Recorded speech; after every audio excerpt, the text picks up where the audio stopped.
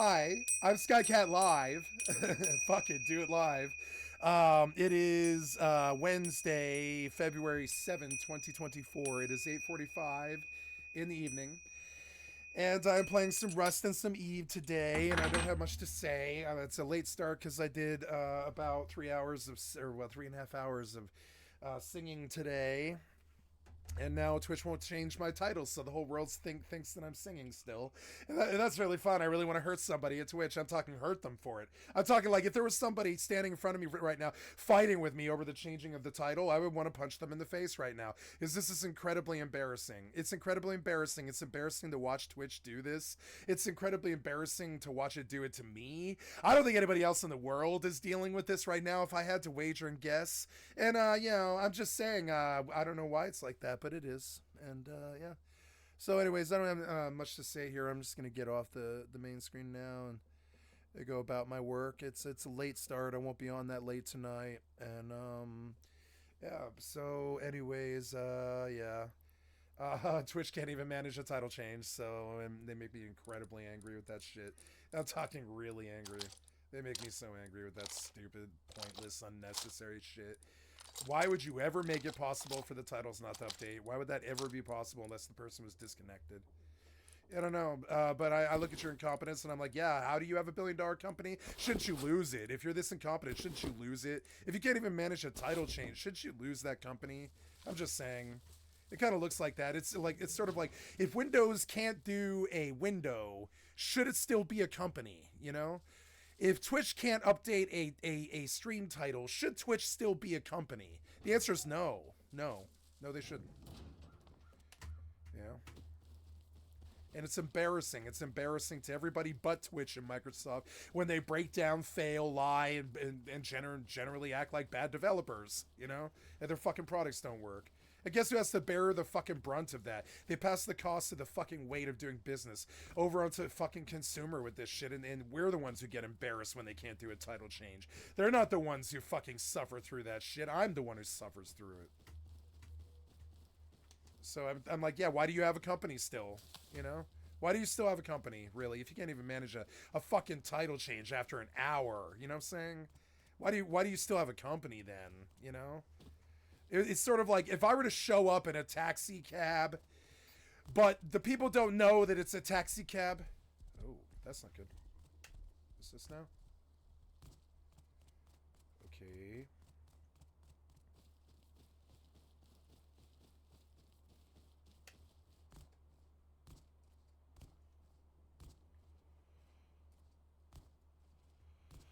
Somebody just ran past me. Where are they going?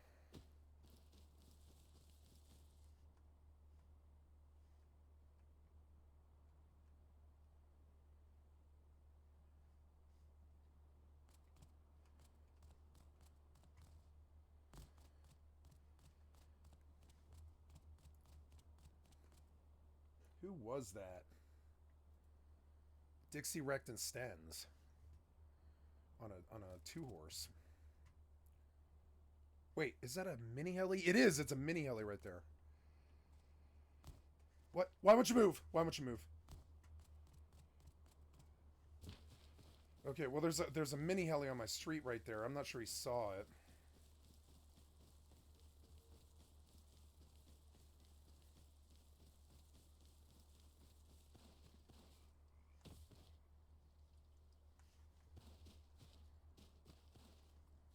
Gotta get this mini heli on the roof. I'm gonna wait until the sun rises.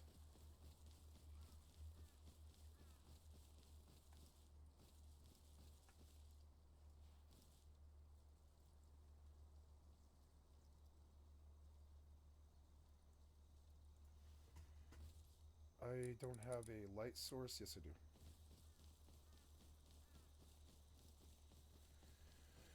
The question is, what can I use the mini heli for?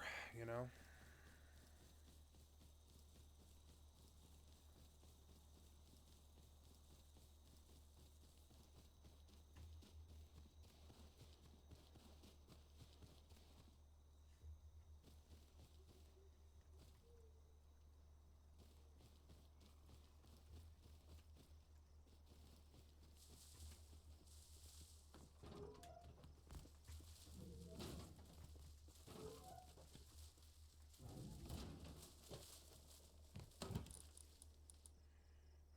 that's good. Do I have any, like, animal fuel? Oh, I have fuel. There.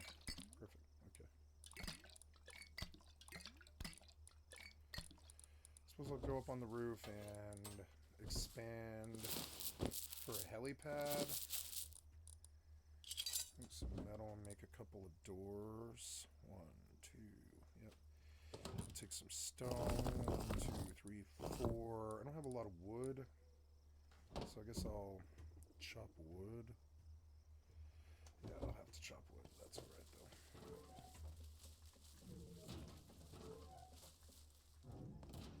I'm gonna chop it here.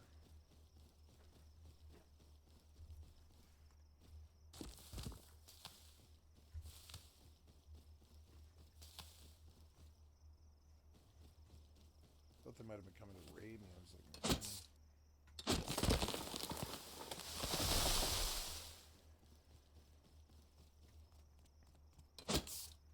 can you update my title yet? Let's see.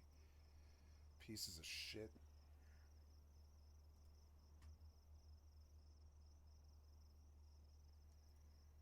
I really wanna like reach out to them.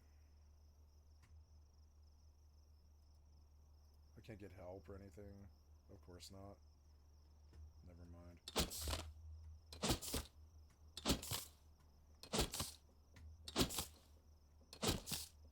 I don't know why I looked. I knew what the deal was. I knew what the deal was before I looked. I was like, yeah, no. You can't get help from Twitch. That would imply that they were a real company. I'm just kidding. You can. You can if you're willing to wait 48 to 72 hours, you can get a hold of them through email. If you have a real like problem, yeah, right. In 3 days they might solve it, yeah. And that's my problem with internet is it's like, okay, you guys got to shutter all your fucking doors while you build these internet companies, so that just allows you to not provide customer service on your $1 billion, business, or what? I mean, you're just allowed to just not, to not work? You're just allowed to just fail, or what? What's the deal here? Just because you went internet and don't have like a customer service center anymore, you can just not deal with the public that you fuck over? Is that the business plan here? 3 days until you can get help, or you just pass that cost on to us. That's what you do, I guess. I'm lost in the dark, and I wish I hadn't got lost in the dark. I don't know where to go. I think it's over here.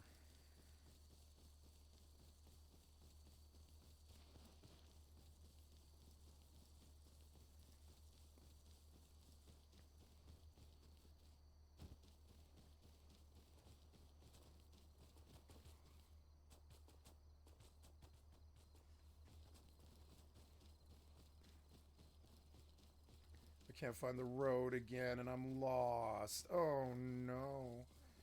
This is not it. Go back.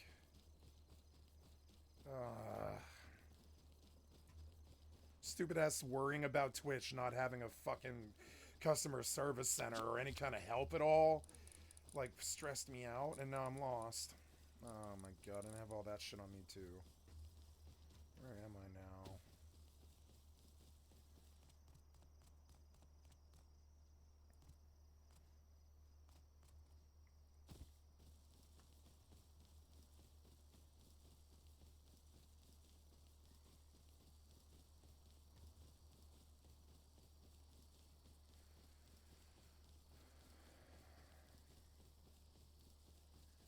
I found the road again? Yes, I did.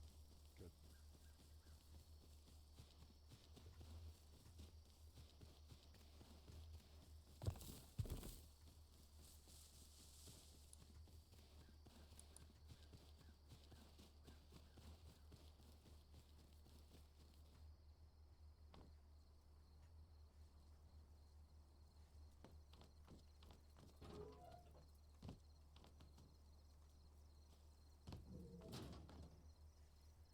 I lost my water thing because you can't manage to keep wood in the fucking TC. So stupid.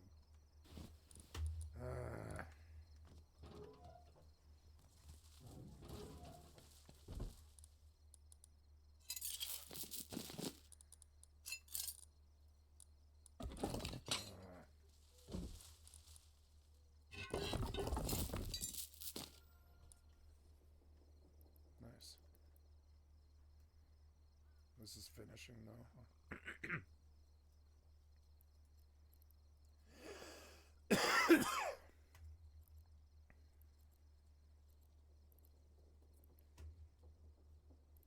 Warp drive active.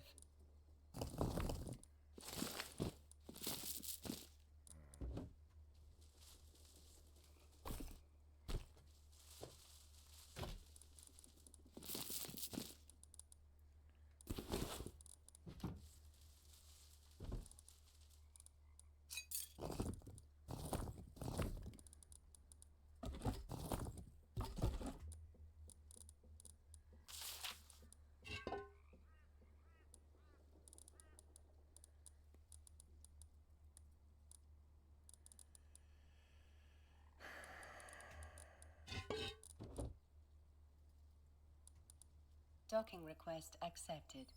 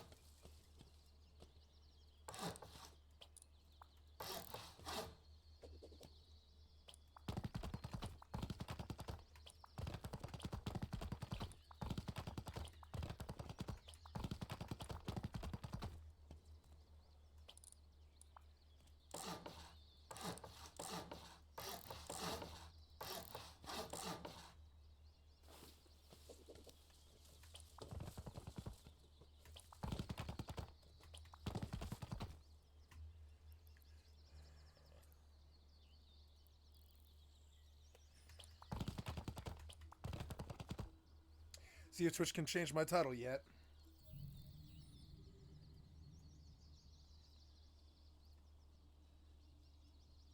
Nope.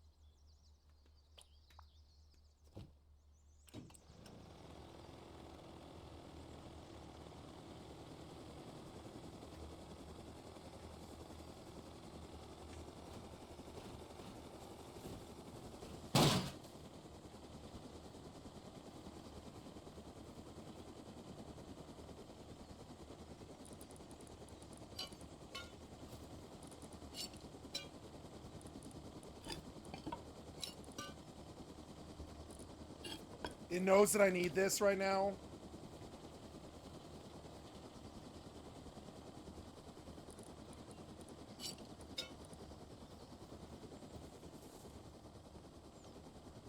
I'm disconnected or something fucked up. I don't know. Some kind of glitch. Fucking dumb. I'm like glitched or disconnected. What? I don't know. Just disconnect. It's fine. Just disconnect. I don't know what that was. Disconnect, crash. Yeah, you did something. Yeah, I broke your spaghetti code. I know. Let's go. Let's see if Twitch can change my title yet. Are you competent enough to change the title yet, Twitch? I don't think so, you worthless piece of shit company. Let's see.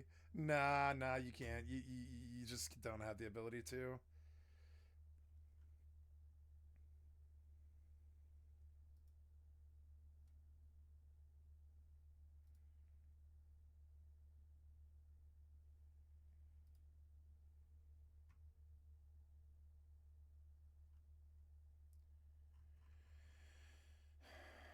Oh my god. Fucking competent ass fucking software development companies. What the fuck, man?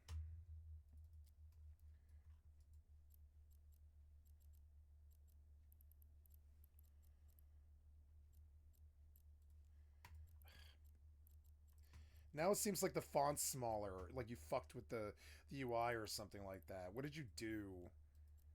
Ugh. It's that. You changed that for some reason. Fucking annoying.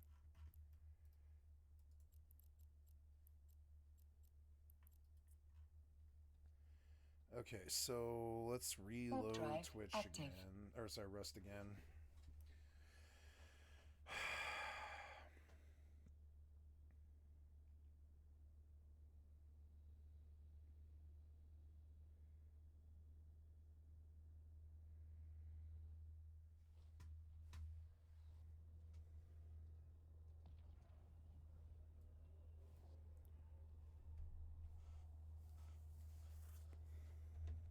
Maybe I can do it on my own on my cell phone.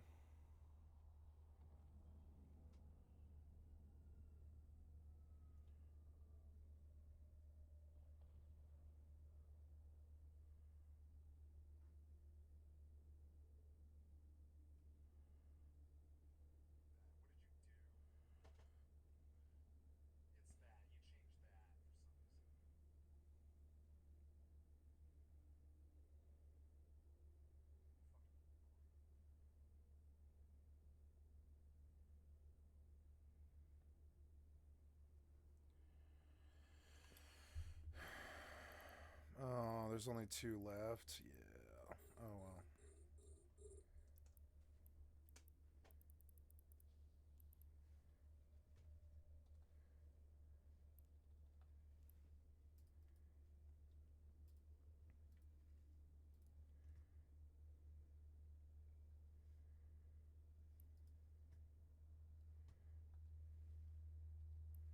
I bet it died, huh? And it disconnected when I died.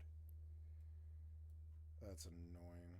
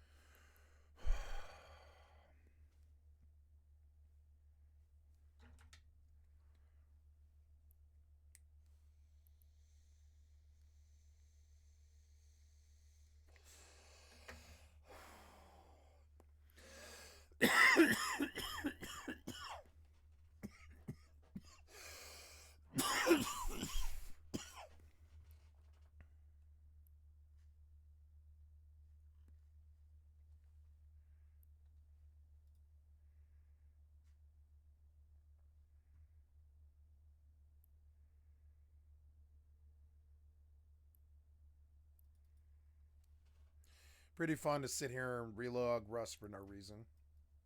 Thanks. Piece of shit incompetent developers. I really appreciate that.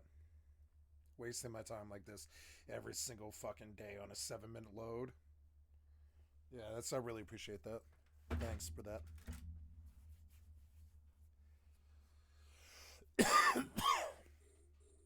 What's this? Oh.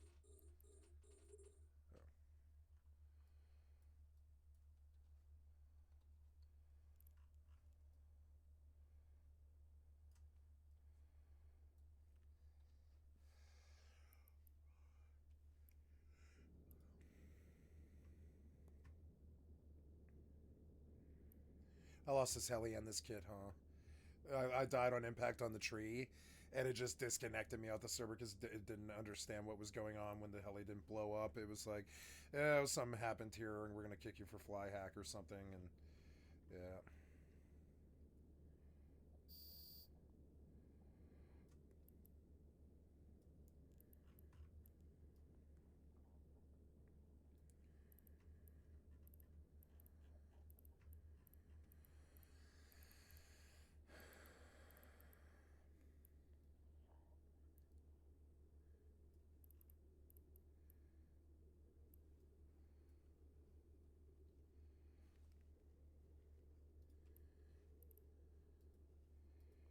Here we go. Let's see if I lost this heli.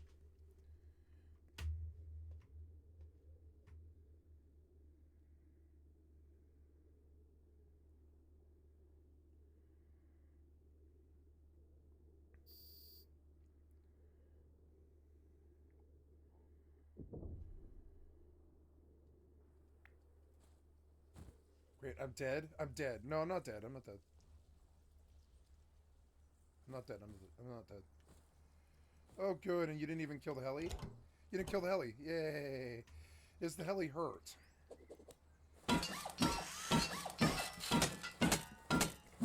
120. Yeah, the heli got really hurt, but it didn't die, which is good.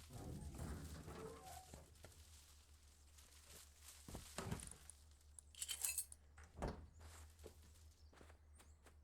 mean, yeah, all that can go in there, yeah.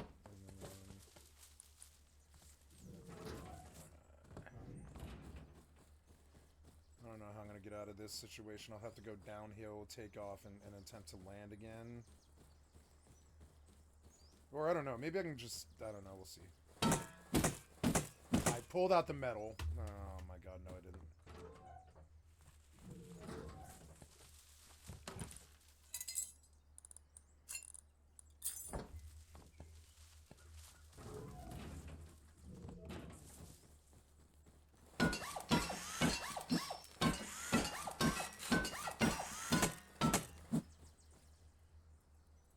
I think I'd be happier with, like, one nearby. That would be easier to land.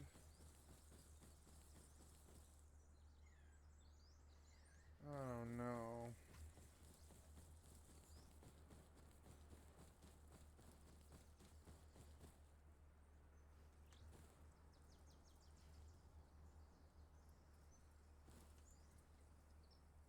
I might get raided now because they rode past and saw that wood with that wood thing.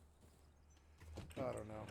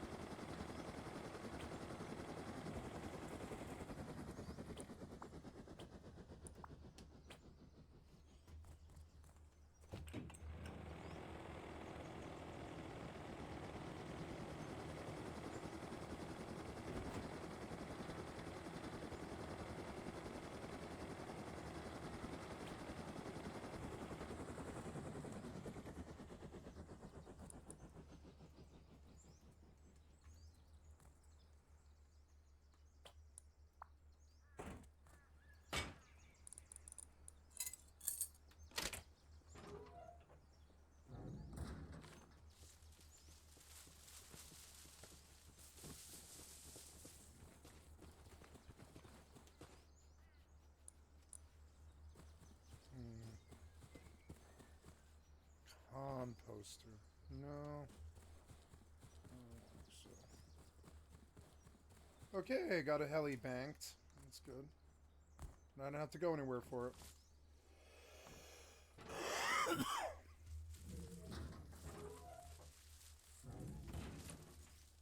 think I'll go up and over the hill with an axe while it's sunny.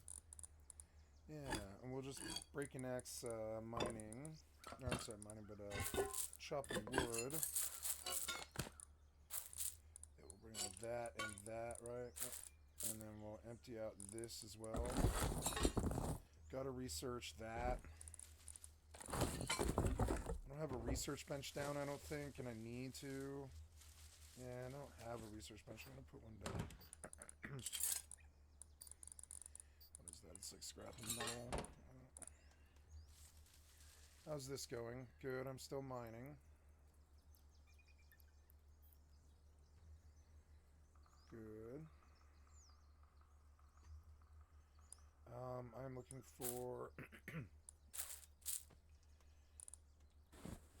the shotgun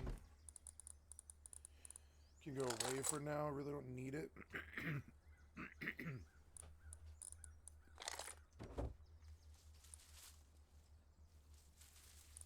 And I am seeking a research table.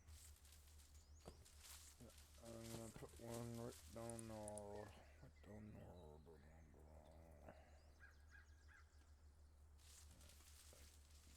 If I can get around the tree long enough. No.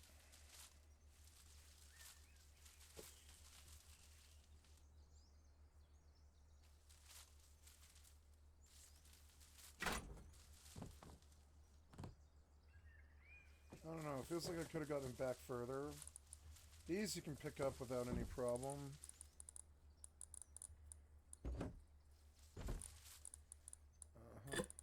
Let's see if I can get back a little further. Leave it there permanently. Yeah, we want to get like back in that corner as far as possible. There we go. That's about as uniform as it's gonna get. Yep. And then we will do some research on this base. So the first thing that we do is that.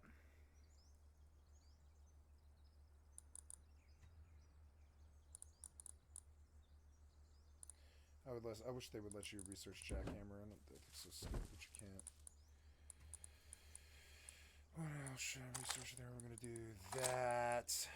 I think I can do that, but I can't make them. Yeah, so that doesn't matter. So I guess I'll just place it.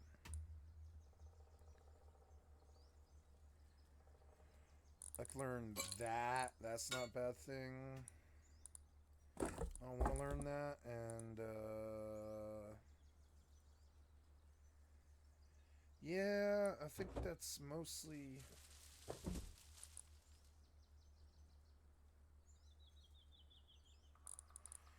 I have two double barrel, or no, I guess that double barrel. I'd rather research it, I think. Yeah, research that double barrel, I guess, yeah. What's on it? Yeah, I don't want that. Okay, 125. With enough gears, I can put gates all around this base, but that would make it even more obvious that it was here.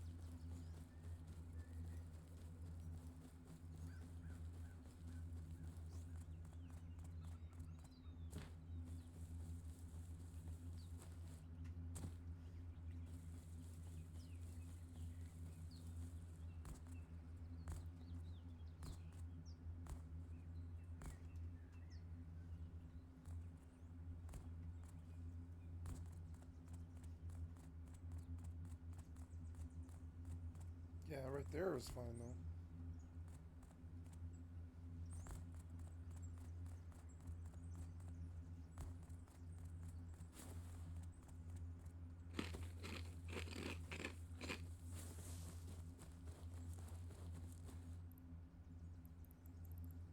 Okay, that's all the things here. It's a shame. Warp drive active.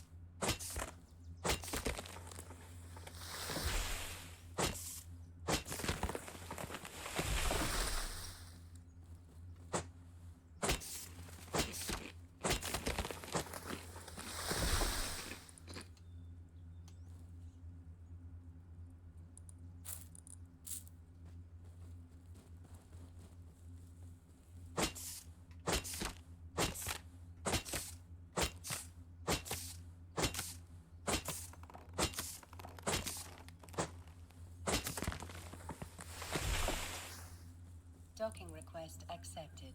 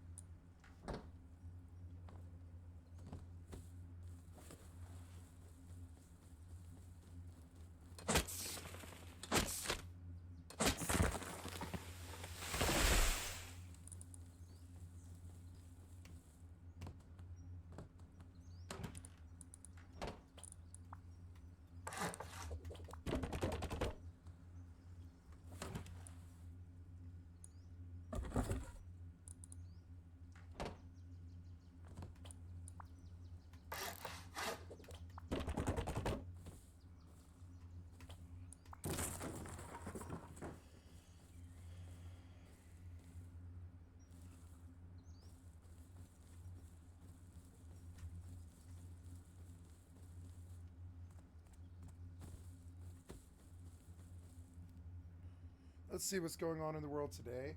Let's see if I can change my title yet.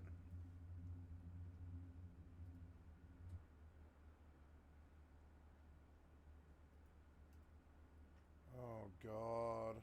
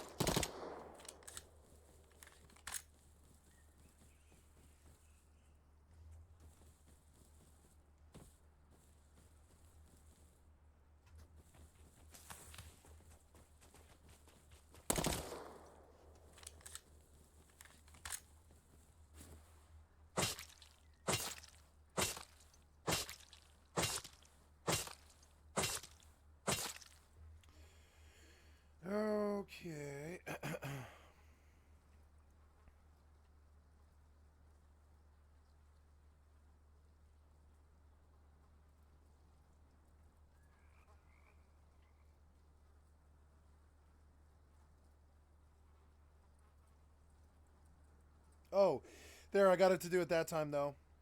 Finally. Jesus.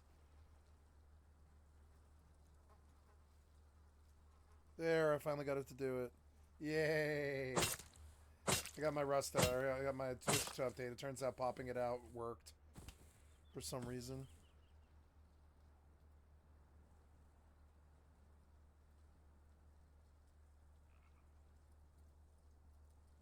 Okay. I learned something more about Twitch incompetency today. Okay, now we're gonna go look at what's going on YouTube today. Maybe Philip DeFranco. I don't know. Let's see. What's that really happening with Selena Gomez? Yep. Okay. Thank you so much. Bastards, you're watching the Philip DeFranco show, and we got a lot of news to talk about today. We're talking about the beauty industry versus Selena Gomez. Please stop. Oh my God. Now. God. Oh, also. Rihanna and now Beyonce. You look inside Gina Carano's Musk-funded lawsuit against Disney. Tucker Carlson's lying about his Putin interview, and even the Kremlin's calling him out. The clown show in Congress is getting extra circusy. Massive farmer protests are actually having an impact. Why clown show in college is getting extra circusy. And there's even more, so buckle up, hit that like button like YouTube know you like these daily dives into the news, and let's just jump into it. Starting with, you are guilty for the deaths caused by your son's murder. That is what a jury just told Jennifer Crumbley, convicting her on 4 counts of involuntary manslaughter related to a school shooting committed by her then 15-year-old son back in 1921. How is it There's been the a lot of mother's anticipation about this ruling. Not only just to see what's going to happen to Crumbley specifically, but because this was widely seen as a precedent-setting case. Right? The argument that a parent can be held responsible criminally for their kid's shooting spree has been described if you don't as do anything, you should be held negligible. We may see more of this in the future. Not just you also shouldn't with be the held shooter's for father, murder. James Crumbley, who's going to trial with an identical set of charges next month. And so with this now setting precedent, it's important to remember the specifics. Where the Crumbleys bought a gun for their son, using the shooting as a gift just days before the attack, with them giving him access to a firearm despite his mental health struggles. They then also ignored numerous alarming warning signs, including on the day of the shooting, teachers finding a note that he had left with a drawing of a gun, someone being shot, and the words, "The box won't stop, help me." There were some damning texts involved here. You had the Crumbleys, meeting with the counselors, but then refusing to take their son home for the day. Also, thank you, Philip DeFranco, for the excellent concert from a stream. I'd like to sub to your channel. That her husband was responsible because he improperly secured the gun, but the jury just didn't buy that. The jury foreperson telling the Today Show this morning. For me, I just feel like Jennifer didn't separate her son from the gun enough to save those lives that day. And I think the responsibility of securing the weapon then falls on her. And so now we'll have to wait to see what happens to Jennifer, because she faces up to 15 years in prison for each count. Though there, she'll reportedly be able to serve each concurrently. And then, help me, Elon Musk. You're my only hope. That absolutely top-notch, incredibly expensive recreation is essentially what's believed to have gone down between Gina Carano and Elon Musk. Because he and X are now funding this massive wrongful termination lawsuit against Disney. Because, as you might remember, Gina Carano was on The Mandalorian, but then she got fired back in 2021 after making a handful of controversial social media posts. She had memes on Twitter mocking mask mandates, COVID, also suggesting that there was voter fraud in the 2020 election. Though the one that really ignited the most backlash was a repost on her Instagram story that said, Jews were beaten in the streets, not by Nazi soldiers, but by their neighbors. Most people today don't Why realize are you talking that about where this? Nazi soldiers could easily round up thousands of Jews. The government first made their own neighbors hate them simply for being Why is it How is that actress any talking different about from hating this? someone for their political What the views? fuck do you know about it? You weren't even alive. Shut the fuck up. Conservative to being Jewish during the Holocaust. What the fuck do Notably, you when know Disney about announced it? that they Shut no the longer working with fuck her, up. The company called her posts abhorrent and Aberrant. them also accusing her of denigrating people based on their cultural and religious identity. But now you got Gina filing back and Elon at her side, filing that lawsuit yesterday accusing Disney of discrimination. I mean, I abhor what she said too. This is real. The actual lawsuit says, this is word for word, I'm not paraphrasing to be funny. A short time ago in a galaxy not so far away, defendants made it clear that only one orthodoxy in thought, speech, or action was acceptable in their empire, and that those who dared to question or failed to fully comply would not be tolerated. And so it was with Carano. Carano was terminated from her role as swiftly as her character's peaceful home planet of Alderaan had been destroyed by the Death Star in an earlier Star Wars film. Because she dared voice her own opinions on social media. Yeah, how platforms dare and she, elsewhere, and right? stood up to the online Thought bully mob control. who demanded her compliance with her extreme progressive ideology. The lawsuit then going to more clearly argue in like normal English that Disney retaliated against her for expressing her political views, and then went on to damage her reputation and hinder her ability to find work, claiming that she was treated differently from male co-stars who were allowed to express their political beliefs. Noting Pedro Pascal has been vocal in support of Black Lives Matter, LGBTQ plus rights, and more. Pascal Also is heard in one awesome. post from 2017 where he suggested Trump is a Nazi sympathizer. So with all that she's asking to be recast and receive damages of at least $75,000. Regina also then further discussing the case online, claiming on X that she was hunted down for her post, that her words were twisted to demonize I don't care her. what With some this, actor thanking thinks about Elon and something X that for happened allowing her to bring before this she case was to light. born. As far as I'm Elon sorry, and but I X, don't. this is a kind of a high-profile follow-through on one of his previous promises, because he promised to cover the legal bills for those who were treated unfairly by employers over their posts on X. And Elon, for his part, seems to be open to growing this effort. Writing yesterday, please let us know if you would like to join the lawsuit against Disney. Disney is not responsible. We did see people who were weighing in on why Elon likely decided to help fund this particular case. Grant Keane, a communications professor at California State University, Because he's a right-winger. is sort of a right-wing virtue signal right now. There's also another part of this Yeah, that's more like it's a dog closer to whistle. Musk. He has a personal motivation to fight Disney, especially publicly, since they pulled advertising from X. So no matter the reason, it is happening, and we're going to watch it all play out. And while we wait to see, I got to pass the question off to you. What are your thoughts here? Do you feel like this is a legitimate lawsuit, that Disney's in the wrong, or no, do you think it's garbage? Do you land somewhere in between? Why not? I'd love to hear from you. And then in huge international news and also news, we need to talk about Tucker Carlson. Because Tucker Carlson just interviewed Vladimir Putin. This has made waves for a number of reasons. Why? One of them being in Tucker's announcement video, he said he's doing this because no one has bothered to interview Putin or report on the Russian side of the war. And that is just absolutely false and intentional and outright lie. You don't have to take my word for it or any number of international journalists' word for it. We've been talking to Russia a lot. On Tucker, saying they've actually received lots of requests for interviews with Putin from Western outlets, but that they have no desire to communicate with that kind of news. They're also that 2 American reporters, Evan and Alsa, have been imprisoned in Russia for reporting for nearly a year now, and they've been denied a trial. Also, just a fun little trivia fact for you: 12 of the 17 foreign journalists jailed in foreign countries worldwide are in Russia. They also have a total of 22 journalists in detention. And this is Russia continues to issue arrest warrants for Russian journalists in other countries. Accurately reporting on Putin and his war is treated as a crime in Russia. Tucker also said that the media is refusing to tell the American people why he's waging this war, which again is so weird. There's a trend here.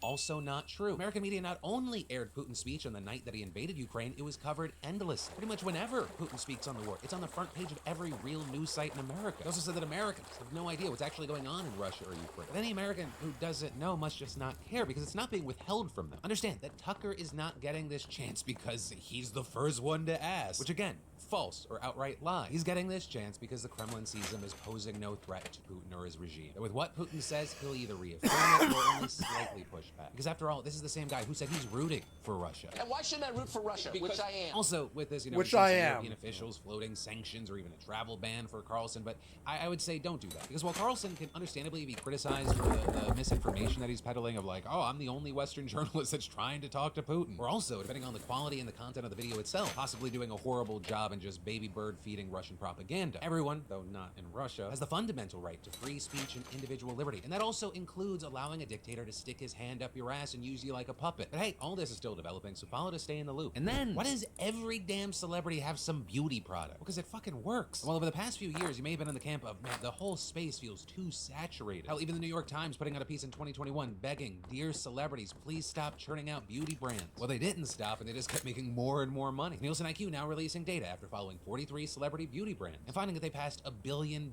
in sales in 2023. And the report explained the sales growth of celebrity beauty brands surpassed growth of the total beauty category, up 57.8%, while total beauty was just up 11.1% during that time. While they didn't specify all 43 brands, some of the heaviest hitters were Rihanna's, Fenty, and Selena Gomez's Rare Beauty. But they've become absolute staples in the beauty space. Also, obviously, you have Kylie Jenner and Kim Kardashian. It's also noting that men have been making waves in the space recently as well. You got Harry Styles and Brad Pitt popping up. And now, I mean, this just happened yesterday, Beyonce teased her new hair care line coming out later this month. So obviously, there's no shortage of big names wanting to get in these spaces. And what's been really interesting is seeing how celebrities use this not as just like an extension or a way to make money off of their name, but using their products and their companies as kind of these extensions of who they are or maybe what they stand for. Like with Selena Gomez, she's tied so much of rare beauty to mental health awareness. Also, like with Rihanna and Fenty, they go heavy in inclusion. Like if you're not familiar with the beauty space, you might not be aware. Like Fenty has changed the industry. Or like when they launched their foundation years ago, they launched 40 shades. And that was at a time that other companies in the industry offered nowhere near that number, let alone the number of different shades for darker skin. But to be fair, I do believe that MAC had like a 43 shade line, but I do believe that Fenty popularized this. It made it far more standard. And I think it's things like that that allow these companies to not be seen as just kind of like cash grabs, but again, an extension of that celebrity, which is where you got the attention, and their goals. And so while obviously with this story we're talking about beauty, whether it be beauty or really any other space, we are just going to continue seeing more and more celebrity companies. Your Logan Paul and KSI Primes, your Mr. Beast Feastables. I can't even call it the new state of business. It's just the current state of business. And then, I feel like we all keep hearing about this new scam out there and how scammers are getting smarter about it. Even job scams are on the rise. Yet, like offering fake job offers leading to people giving up their personal information. And there are important reminders to remind you, beautiful bastards, to protect yourself online, protecting you and your loved ones, because it's open season in the scammer game nowadays. But a safe way to bump up your cybersecurity is through an awesome partner of the PDS, NordVPN, or more directly, nordvpn.com/Phil. They're sponsoring today's show, and threat protection from NordVPN neutralizes cyber threats before they can do any real damage to your device.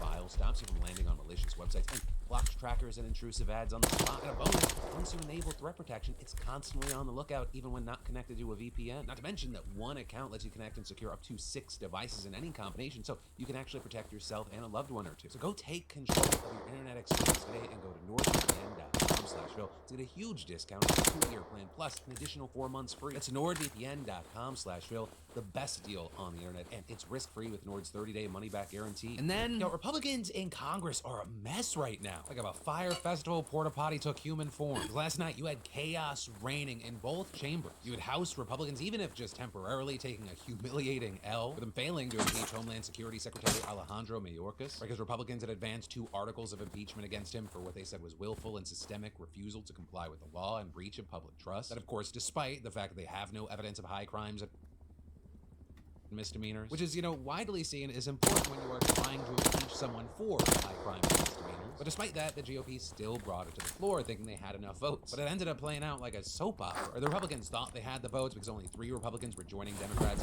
against the impeachment. But then, at the very last minute, fresh from surgery, Democratic Representative Al Green burst in and was like, "No, you thought you could do this vote without me? What, just because some doctors were cutting me open?" And then after casting that surprise no, he returned to the hospital. So while that tied up the vote 215 to 215, you then had a 4th Republican congressman flip his vote to no. And while there's been no shortage of including this 4th representative, Blake Moore, as one of the 4 traitors of MAGA land, what Moore did was actually very smart, because it was actually a procedural move that's going to allow Republicans to bring this to the floor again, which is also why I describe this as kind of a temporary L for Republicans, because we've already seen Republican members vowing to do just that, and saying that they'll have the vote they need when House Majority Leader Steve Scalise returns from his cancer treatment. But regardless, it was a massive and super embarrassing loss for the GOP leadership. It was also compounded by the fact that Republican leadership also failed to pass a $17.6 billion Israel aid package they brought to the floor the same day, right? That bill falling far short of the 2/3 majority that it needed because of opposition from both Democrats and Republicans. And notably, that funding had initially been included in the bipartisan immigration bill, with House Speaker Mike Johnson moving this to the floor as a standalone after declaring the border bill dead on arrival, which was a move that pissed off a ton of Democrats, including staunch supporters of Israel, who then condemned this as a political scam. But all of that was just in the House of Representatives. We need to talk about the chaos in the Senate, where we've been seeing Republicans going absolutely feral over this bipartisan border bill. A bill that, again, was negotiated with Republicans, including big Republican asks, and has the backing of major GOP leaders, including Mitch McConnell. Also, I can't believe we haven't talked about this. You know who else absolutely loves this border bill? U.S. Customs and Border Protection, with their acting commissioner, Troy Miller, sending out a memo to their leadership saying to better respond to the volume of encounters we have seen in recent years, we need more resources and stronger enforcement tools than currently available to manage migration at the border. This proposed legislation would provide the strongest set of tools we have had in decades to effectively manage migration and enhance our nation's border security, with it then going on to praise all the things it would accomplish, in addition to providing much-needed resources to our frontline personnel with over $6.8 billion in supplemental funding for CBP alone. Then going on to list even more that this bill would do, and saying together these tools and resources would enable us to maximize consequences against those who unlawfully enter the country, maintain order and security at the border, and appropriately prioritize essential national security and while saying these proposed changes won't fix everything in our immigration system, but they are tough and fair, and if enacted into law, they would bring a meaningful and substantial improvement to our nation's border and national security. Also, a fun little thing is that the Fox News correspondent that first reported this, he got hit with so much hate for, quote, shilling, and he was like, I'm just reporting the news that's happened. But none of that reality matters, because we've seen Republicans turning against the deal they themselves helped broker. And of course, admitting defeat, telling reporters that the bill will not become a law ahead of a Senate vote today where it's 100% assured to fail. But also, very notably, Republicans haven't just turned on their own bill, they've turned on McConnell. This win for Trump marks a major loss for him, who's tried his damnedest to separate himself and the party from the former president. As it's become clearer and clearer the 2024 nominee, more Republicans have gotten in line. And we're seeing this pop up even more, like yesterday with several members holding a press conference where they slammed McConnell's name. Like Ted Cruz, who, by the way, I don't agree with Trump, has a lovely wife, even going as far as to call for McConnell to step down from leadership and noting that his colleagues have previously supported that as well. Is it time for McConnell to go? I think it is. Everyone here is a leadership challenge to Mitch McConnell in November. A Republican leader should actually lead this conference and should advance the priorities of Republicans. Now, McConnell, for his part, has brushed off these threats, but I think, like with his health issues, that doesn't mean that it's going to be going away anytime soon. Unless something dramatic or unexpected happens, it appears. Old that Trump will turtlehead, continue you're cycling such a out piece of McConnell. shit. Yeah, You a fucking fire traitor. festival, porta potty level mess. That's the state of things. That's what my mom calls him. My elderly mother calls Mitch the bitch. I call him Mitch the bitch, right? I call him Mitch the bitch, but she calls him old turtlehead. You know when your elderly mother calls somebody old turtlehead? Yeah.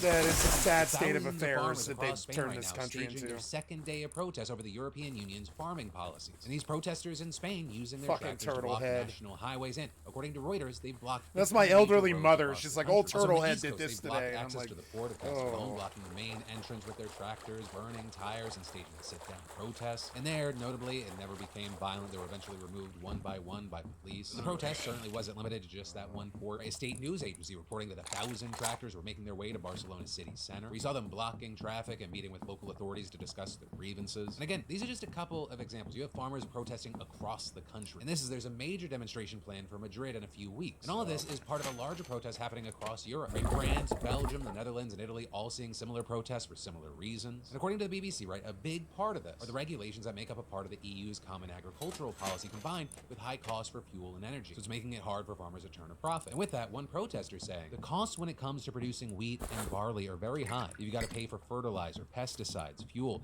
It's killing us. We have to pay very high prices, and yet we sell at low prices. And Spanish protesters have specifically been pointing their finger outside the EU, saying that non-EU countries aren't expected to follow the same regulations, which then just means they can sell their produce for cheaper, which undercuts Spain's farmers. With one further arguing, we have to undergo a lot of controls, a lot of sanitary regulations, which products from non-EU countries are not subject to. We just want a future for farming, and right now we don't see it. And all of these problems also come as Spanish farmers are battling a drought, with many areas not getting enough rain, which has impacted harvest. In fact, Catalonia just declared a state of emergency due to a 3-year-long drought, their longest on record. Now, what we're seeing here is that these protests have kicked off some action, both in the Spanish government and the EU itself, with the Spanish Prime Minister promising in front of Parliament to help the farmers and take their case up the ladder. And then their Agriculture Ministry announced that just under 300 million would be going to around 140,000 farmers to compensate them for Spain's drought problem, along with issues related to the war in Ukraine. Meanwhile, the European Commission, right, the executive branch of the EU, they've already now made several concessions to God, the farmers world regarding is environmental burning. rules. They've got to just let decided it to show their go. plan They've for got to cutting stop the trying to US make sides money and half. try to Its live vice president better. saying that, quote, resource scarcity, price shocks, Stop and trying to kill us increasingly all with your competitive money global market grubbing. is having a huge Just impact on the farming relax. sector and rural communities. And also Release adding, your we have seen from chokehold on the farmers world, you protesting on the fucking streets of Europe that shithead many of them feel capitalist trapped, that their needs are not being met, so stooges. we must act. You know, we're seeing some actions, we're seeing some words, but at the end of the day, those are just words. So we'll be keeping our eyes on the situation, especially in the coming weeks, as that major protest in Madrid gets closer and closer. And then, for your final two things on today's show, the first is a big thank you, and also, I guess, an announcement / reminder. This week, we just did our first mini drop of the year over at beautifulbastard.com. New graphic tees, hoodies, and crews, which if you haven't seen yet, includes our Yeah, No, I'm Fine goodness, and our Embrace Change comfiness, among other things, which you can snag right now over at beautifulbastard.com. But then finally, we should talk about yesterday today, where we dive into those comments and see what y'all had to say about yesterday's craziness. And actually, the comments start with a positive. A shortage of people like Adele Wolf sharing, crutches help people heal was one of the most profound things my last therapist ever said to me, and more people need to hear it. Call it a crutch, a stepping stone, or that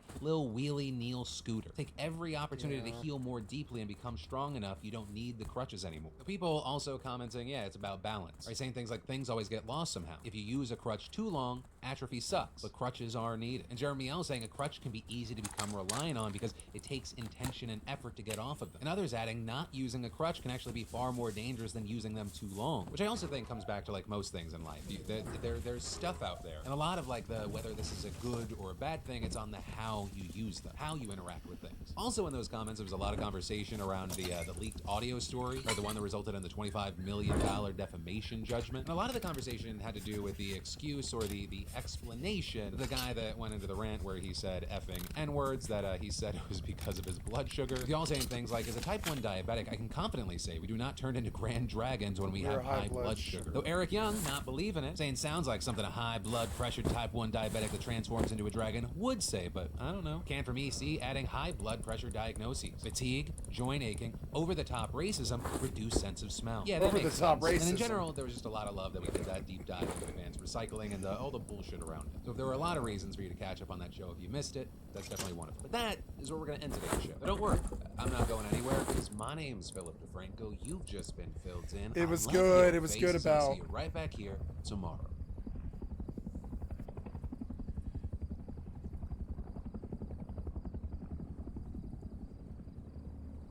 So me, Kevin, wants to talk about Tesla's bank run.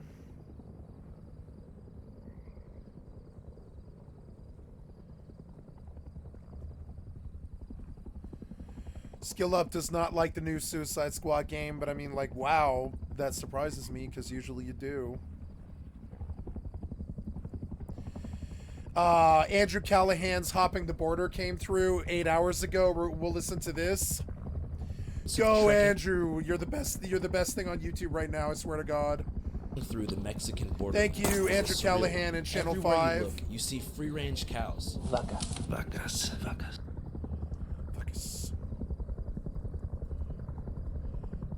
Thank you for Channel 5 News with Andrew Callahan. I'd like to sub to your channel. 44,000 thumbs up in the last 8 hours. He's on fire. He's gone up to 2.47 million subs so fast. And signs asking not to leave garbage. Still, there's a ton of trash, but a lot of it's pretty interesting. You see empty cases of beer, diapers full of poo, Venezuelan flags, printed copies of unanswered emails from U.S. Border Patrol, and a delicious half-eaten Snickers bar just for you. Hay mucha gente de Venezuela que... Aquí hay mucha gente de todos lados. As we begin to walk down a large hill, one of the coyotes stops us and tells us some important information. No es que sea peligroso, simplemente es mucha cautela, porque... Mucha cautela. Sí, Que así nadie sabe nada. No saben nada de nosotros. They say the cartel controls this particular human smuggling route, and that as freelancers, they failed to pay the coyote fee, or the cartel tax, which is usually about 20%, and they also didn't tell them we'd be filming. So, in the event that a collector rolls up demanding money, I have to act like we're just a couple of bros on a chill hike. Okay, está bien. Truly seeing no other option, I follow them down the hill and into the woods. Yeah. We're walking through the forest. We're about a mile from the Rio Grande, which obviously is the natural barrier into the state of Texas. So we're gonna follow the homies here. As you can see, there's like a ton of discarded underwear, socks, you know, garbage, empty bottles of water, presumably left behind by previous migrants. It's estimated that just last year alone, roughly 2 million people entered the U.S. this way. As we continue to walk, I get my first view of the river. This spot, though, they say, is way too hot to cross. Not because of Border Patrol, they say, but because of undercurrents, which are the leading cause of death in the river. The currents can sweep you under that water in just seconds. Border Patrol agents rescued 2 migrants struggling to stay afloat in the fast-moving water. Un oso de peluche, un niño. Hay veces cuando un familiar pierde a alguien en el río, es normal que guarden eso. Just left a kid stuffed animal behind. Sí, mucha gente sufre, llora demasiado, solo para poder llegar. Pero hay veces que pues, yo me pongo a pensar y que digo que la gente es así pues, porque son así. O sea, no sé si me lo puedo explicar. Todos quieren tener un sueño o una vida muy bien hecha, pero... The coyote, like many others, don't understand why migrants would go to such lengths just to get to the U.S. But his perspective is an informed one. He spent most of his life in a border town, and for a year lived in San Antonio and worked as a dishwasher, where he said he felt alien. What was that?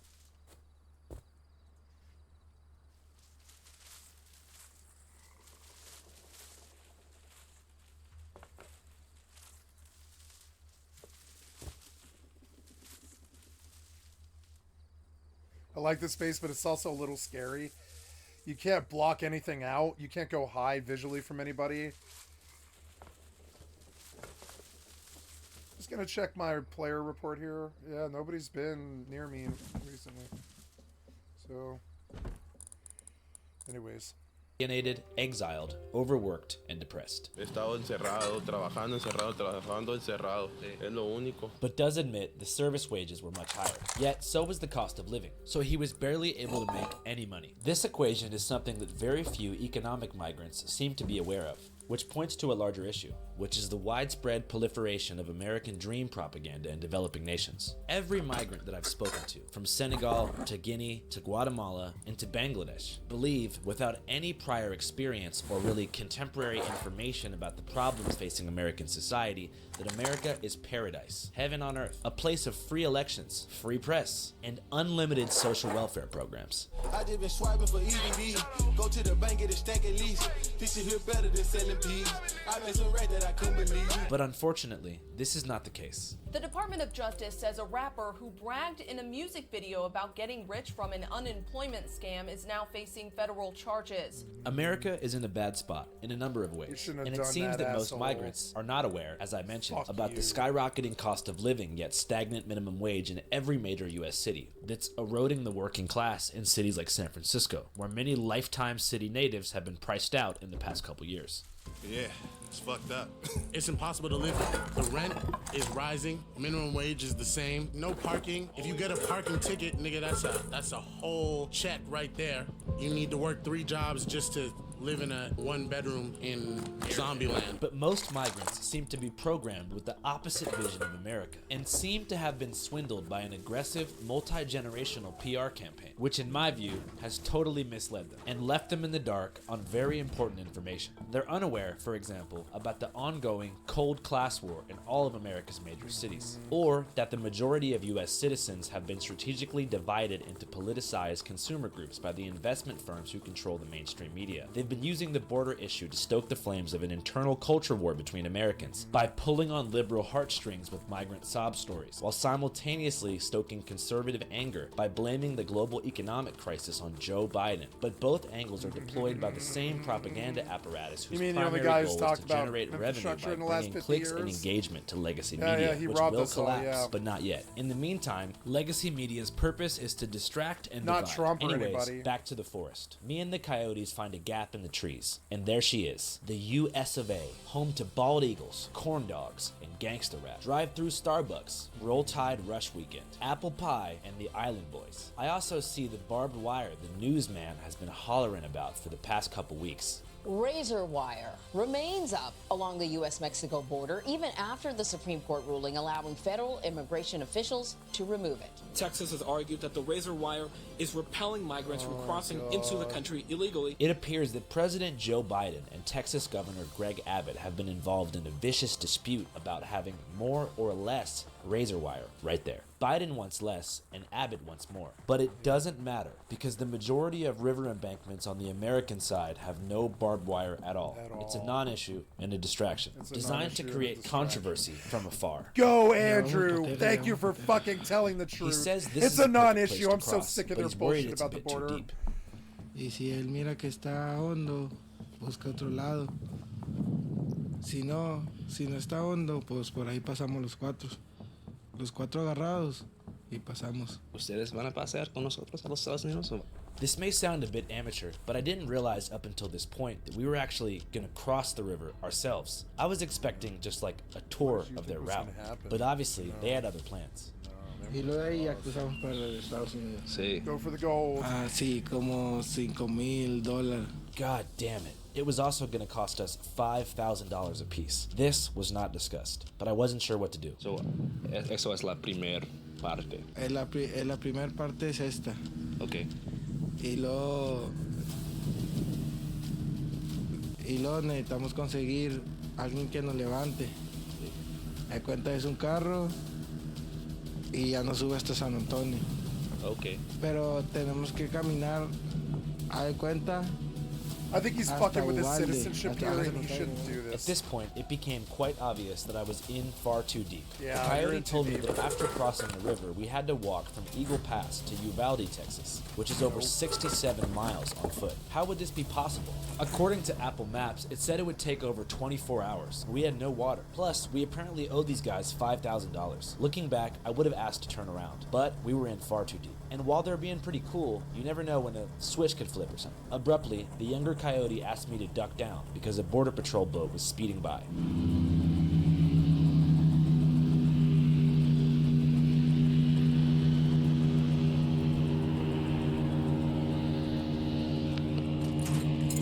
That's what they spend our money on. Mira, este es un montecito. Este es todavía un monte y después de este monte sigue ya lo americano. Ok. ¿Quieres vivir en los Estados Unidos o te gusta vivir aquí en México? Sí, yo quiero vivir en Estados Unidos, Sí. pero eso ya va a ser después. Ahorita aquí estoy bien. Sí. Tú tienes 18 años, hay mucho tiempo. O 19. Sí, 19. Ok, hay mucho tiempo para Sí, hay mucho tiempo. entrar. The other coyote asks me to give him the 100 pesos that I brought along for emergency purposes. He says someone spotted us and is asking for money. Perhaps naively, I approach the man to see what's going on. The man who asked us for money is a bit strange. He seems to function as both a tax collector and someone who provides first aid and flotation devices to migrants. Whatever his title was, or who he works for, I don't know, but there was no option but to bring this man along. Hola, ¿qué pasa? ¿Puedes decir tu nombre y dónde eres? Me llamo... Soy de aquí de Piedras Negras. ¿Qué haces hoy?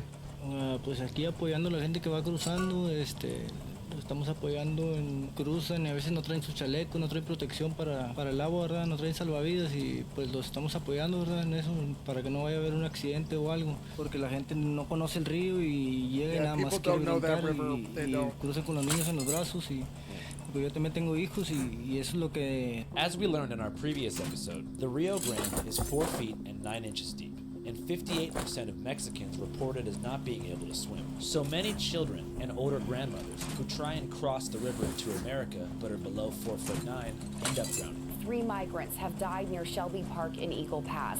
A woman and 2 children drowned in the Rio Grande River. 4 migrants Drowning in the Rio Grande. including an infant, have drowned in Eagle Pass. Lo que muchas veces no miran ellos, ¿verdad? O sea que pueden tropezar o algo y en lo que se tropiezan el niño puede agarrar agua o algo.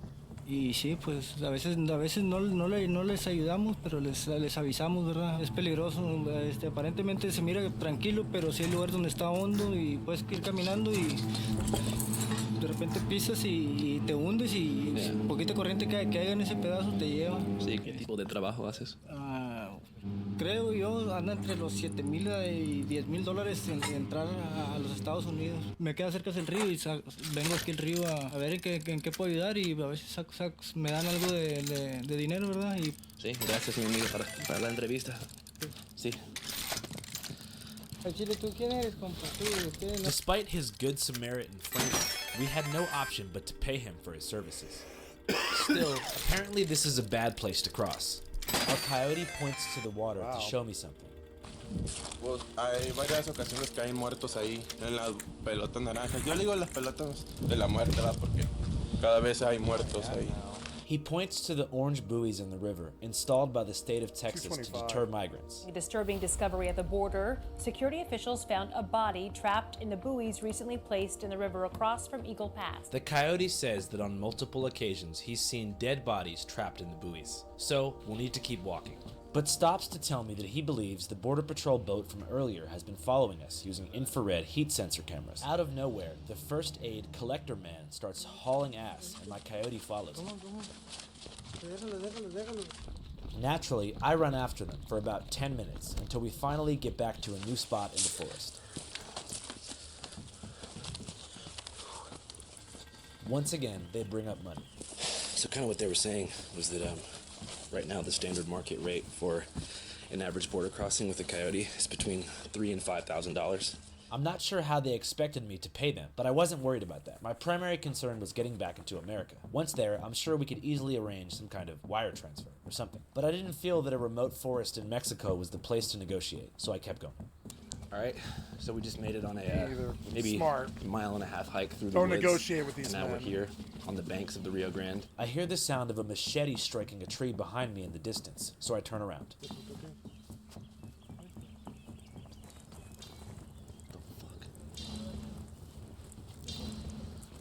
¿Está bien? ¿Tú conoces? Oh. Alright, guy with a machete just came out of nowhere. I guess it's kind of normal to want to chop down sticks and shit out here. But yeah, definitely not the most chill thing to see right now. My coyotes assure me that all is well. He was just making sure that we paid the first aid man.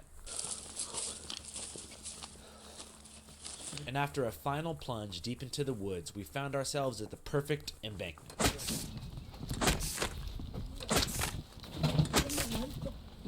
There were no orange buoys in the river here, and very limited razor wire on the American side. So they said we'd cross here. Alright, so as you guys can see, we're at the end of the journey here. Right here behind me is the Rio Grande. So over yonder is the United States. Much like the initial entry point into the forest, migrants had left behind a ton of garbage here.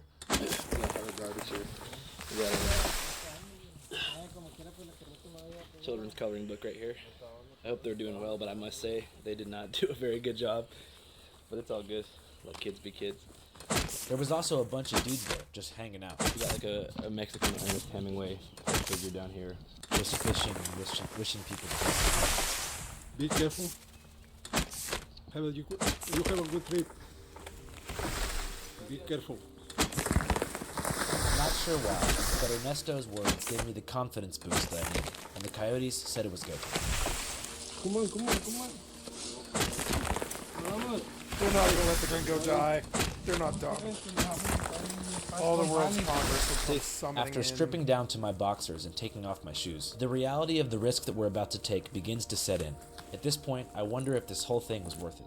After all, many migrants have died on this exact journey. In 2019 alone, 109 people lost their lives in the Rio Grande River. And last month, the body of a young girl was pulled from that body of water after an unsuccessful attempt to cross. This is the real shot at journalism I always wanted that I didn't think they would let me do.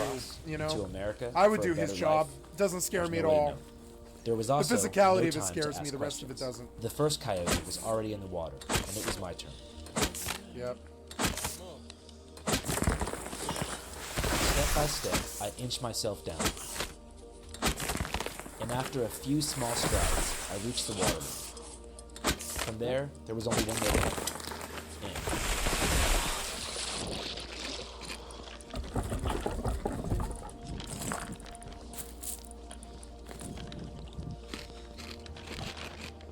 As I inched through the rushing green water, I began to feel the undertow, the rapid current beneath the river's surface I'd been warned about. And so my coyote asks that we link arms to avoid the rushing currents. I see an entanglement of razor wire that lets me know we're almost home, and Larry Susan's close behind me. Thank God, the experience is finally almost over. I breathe a sigh of relief as my feet touch American soil. I was finally home, in the land of the free, where the bald eagle flies.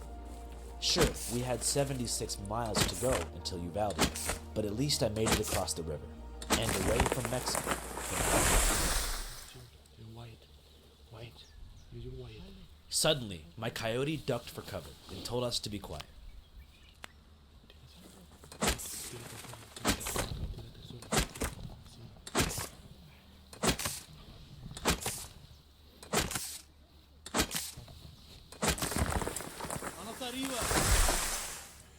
He got arrested. Hands up, speak English? Yeah. Get up, let me see your hands. Got any guns on you? No, sir. Face away from me. We're journalists. Usted, manos arriba. Bájate, súbete. You too, you speak English? Yeah. Stand up. I couldn't believe it. Border Patrol had been watching us the entire time since we entered the forest, Yeah, I can clearly hear him swimming. and set up an ambush on the American side to apprehend You us. two, face away from me. Walk backwards over here. Hey, ven pa acá, wey. Immediately, my coyotes jumped back into the water, swimming back to Mexico. Come back over here. Get over here. This left us alone in Border Patrol custody. He got busted by the border cops. Wow, I didn't think he was gonna actually get caught. That's funny. Wow. Stay down next time. You think this is a joke? They easily could have shot your fucking ass.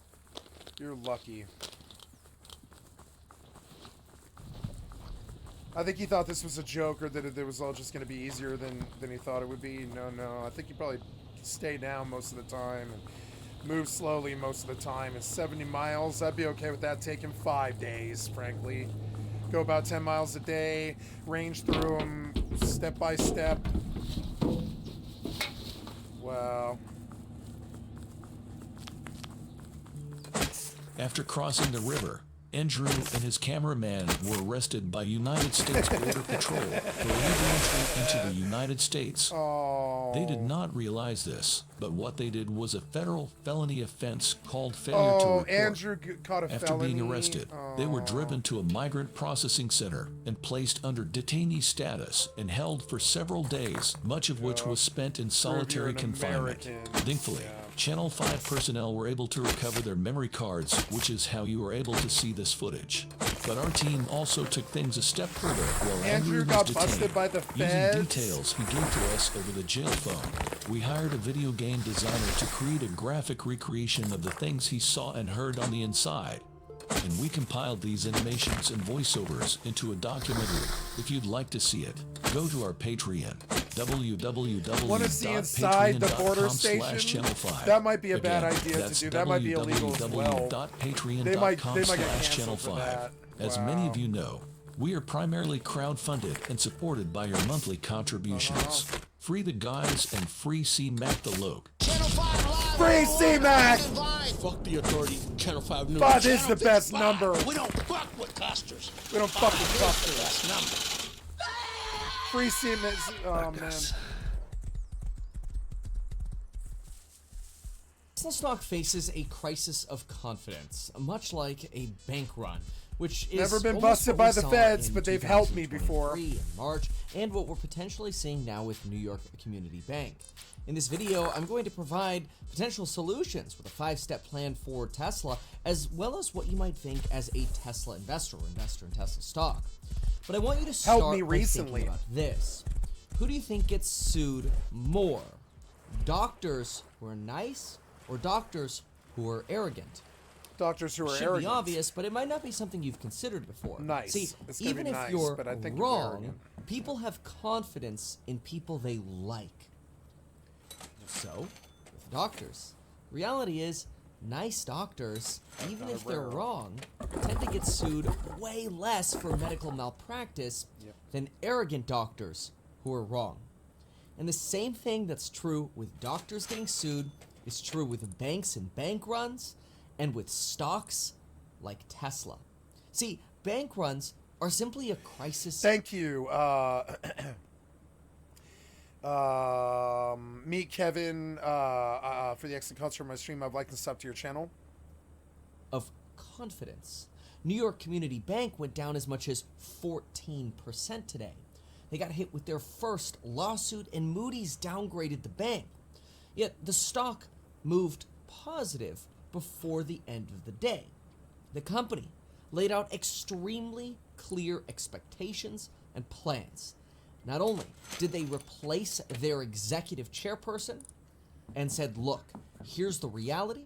We cover our bank balances, our unsecured cash balances, by 1.6x. Here are the loans we have. Here's exactly how we're going to cover all of the cash balances we have so people don't have to be worried about a bank run. We are not going to cut our dividend. Instead, what we're going to do is we're going to offload mortgages and RV loans, and we're going to sell assets as we need to make sure we can cover our bills. And if we need to raise capital, we will do that. They also reiterated that there's been virtually no deposit outflow, and that's probably backed up by the fact that we kind of have this like universal guarantee now from the FDIC that people won't lose their deposits at banks, which is essentially what came out of the banking crisis last year. But regardless, the point is the company provided a very clear plan And even if there is doubt, which there is, trust me, I look at New York Community Bank and I'm like, I don't think your RV loans or your mortgages or your multifamily loans are worth what you think they're worth. I dispute that with the bank. I think the bank's assets are probably worth less, but the bank gave a plan. And so notice how they can be wrong. I might be right, they might be wrong, but they give a plan. And the plan provided confidence. New person, new plan, changes. Think for a moment about how this affects investor confidence in a bank. People think that, okay, maybe now we're at a bottom. Maybe this plan is going to work. There's hope. There's a chance. I'll give you some examples here so we can see how the bank run that occurs at banks is really no different from the crisis of confidence that's occurring at Tesla. Consider for a moment. Bob Chapek takes over at Disney during COVID. For a couple years, what happens? We start seeing the failure of Disney with this fear that Disney's mismanaging their relationship with Ron DeSantis in Florida, potentially mismanaging expectations on brand, woke, anti-woke, this, that, whatever. Yeah. What happens? We remove Bob Chapek from the executive position and bring back somebody who did great things for Disney, Bob Iger. Whether or not you agree with that doesn't matter. The point is, the company did better then than it was doing now, and so we went back to a period of confidence. Consider the executives at Enphase. They provided terrible numbers, really bad numbers. And I'm not very confident in the numbers I got about the future. But they made the argument that Q1 might be the bottom. Q1 might be the bottom. What happens when they suggest Q1 might be the bottom? The stock's up 16.9% on the day. Investors feared that CVS, the local drugstore, investors feared that CVS would have substantially higher medical costs due to the insurance warning they gave, but they said they've managed the risks. The risk went away, and the stock went up because we provided confidence. BABA fell 6% today, it was like 5.9, because they suggested they were in a challenging market and provided no hope. When there was no hope, no plan, no confidence, the stock fell 6%. Snap 6%. beat earnings, That's but their loss 2.3x on guide and no plan on how they're ever actually going to go long run profitable. What happens? Stock down. Palantir beats, the stock goes up not only 30% on one day, but what happens the next day? They're up another 7.9%. The stock's now at $23.60. I opened a position on this in about the 18s, and people are like, Kevin, that seems high for Palantir. I'm like, here's my fundamental analysis. Here's why I think the stock will do well. Yeah. What do we get from the company? Beats with excited guidance. The stock's way up. Guidance is critical because it instills confidence in the vision. People have to have hope. Whether you think back to 2008, the hell of a recession we were going through, whether you were a Democrat or Republican, the reality is people had hope that there would be change. Now, obviously, we can argue with the changes and what was correct politically, but it doesn't matter. People vote on hope. That's why today Donald Trump is doing so well in the polls, because people hope that things will be different, that inflation will go away, that prices will come down, and the reality is prices aren't going to come down unless we're in a deep, dark recession. Jerome Powell says the same thing. So as finance folks, we know that, but people have the hope that things will just feel better if we just change who's in office. A lot of people do, okay? And that's just based on polling today. When you match up Trump versus Biden, most of the polls suggest Donald Trump will win, right? That's today. Things will be different then, maybe. But the point is, in the stock market, securities are sold, not bought. Literally, the Security and Exchange Commission told me that. There's a reason why the Securities and Exchange Commission, the SEC, suggests we stand for proper disclosure and marketing rules. They're not telling you if an investment is good or bad. They want to make sure that companies that give hope, give balanced hope. Hey, like, you can be hopeful, but are you providing balance, right? That's the point of the SEC, to make sure there's proper disclosure. They're not telling you what's going to be a good investment. But think about that for a moment. When people hear me say that, they're like, hey, Kevin, what do you mean securities are sold, not bought? I mean, like, there's a buyer and a seller. Yes, that's a different kind of selling. See, there's buying something. So I'm going to buy this cup. Now I have the cup. I'm going to sell the cup. Now I no longer have the cup. Okay, it's just like I'm going to buy or sell a Tesla. I buy the Tesla, I have the car. I sell the Tesla, I don't have the car. But there's a different kind of selling. And it's called sales. So, what if now I'm the broker for this mug? Hey, did you know you could get this mug at lego.com? They've got about 4 different varieties in it. And this cup, well, you might not be able to tell from where you are, but it holds a large amount of coffee. So I have to get up one less time every single day to get my energy intake from coffee so I can remain more productive in the office. More productivity in the office every single day, probably 10x is the value of this cup. This cup is an investment. It is not a cup, it is a money printer. Okay, that's sales. Now, you might think, no. Sales is sleazy. Sales is trying to like manipulate me and convince me. Really? What I said is a real reality of efficiency or productivity. Sales is actually simply informing somebody of potential value. And sales is not supposed to be, hey, here's a gun, buy this. Okay, that's coercion. And then the sales or itself. Or lying, or forcing. Sales is actually providing value and information. Consider this, when the CEO of NVIDIA says we are entering a new era of computing, and not only are we entering a new era of computing, we're going to essentially rebuild all server stacks with an AI mindset, but we have a moat called InfiniBand, and we will wire your entire server network for you. We will sell you the cabling, we will sell you the switches, we will sell you the GPUs, we will sell you the stack. That provides hope, a plan, and then what do we see? Earnings after earnings after earnings. NVIDIA executes on the plan they suggested. That builds confidence that what they're saying is not fugazi.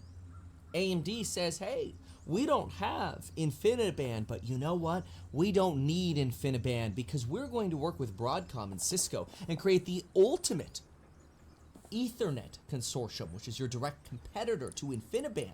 And we are going to be able to use our products in existing environments and new environments. Why saturate yourself or bog yourself down into sort of the ecosystem that is InfiniBand when you could use ours, which is faster and cheaper to deploy, and it's just as good or better in their own argument. Whatever, you provide value on the metrics where you think you outcompete, right? And then it's on the end user to decide. So why is it then that Tesla stock is down for the last 3 years, essentially? I mean, if you take today and go back 3 years, you're negative. You've been on a downtrend for essentially the past 3 years. It's basically flat over the 3 years, is the nice way to put it. Is this just a bad stock? Is it over? Is this company bad? Well, in my opinion, it has a lot and everything to do with allocation, specifically institutional allocation. Institutional allocation to Tesla is the lowest out of the Magnificent Seven. And of those who do allocate, Tesla is the lowest within their positions. It's very rare to have somebody have a large allocation to Tesla. And it makes sense because those who do are actually making a contrarian bet. Why sell a fund that's heavy in Tesla if that's a hard sale to make? All you have to do today is go, hey, look at NVIDIA and Eli Lilly. These companies are killing it. Want to invest in my fund? Easy sale. The stock's been up, confident product, confident executive staff, clear plan, hope, communication, sky is the limit. What do we have with Tesla? Well, virtually the opposite. Consider this for a moment. You have a CEO who has been alleged by a judge who, in my opinion, unfairly, but did, essentially rob Elon Musk of a $55 billion pay plan that was approved by over 80% of shareholders, which was the majority of the non-majority shareholders. That was wording from the lawsuit. Don't worry about that being confusing. The point is, a judge suggested that Elon Musk was distracted by other ventures like SpaceX and Twitter, and maybe this wasn't actually fairly disclosed to shareholders.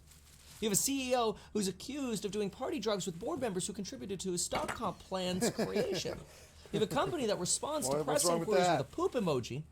You have the stock performance, that's not helping you, and you have no guidance. In fact, you've just removed guidance. You lost your CFO Wait a minute, why did the CFO leave? Nobody knows why the CFO left. People speculate. Well, speculation creates uncertainty. Uncertainty is scary. Uncertainty means fear. Uncertainty means I don't know. I don't have an answer. I want to be away from this. I don't feel happy here. You have a company that provides not only no guidance on sales now, which is odd because they always do, so you're actually going the opposite direction. You're going from giving guidance to giving no guidance.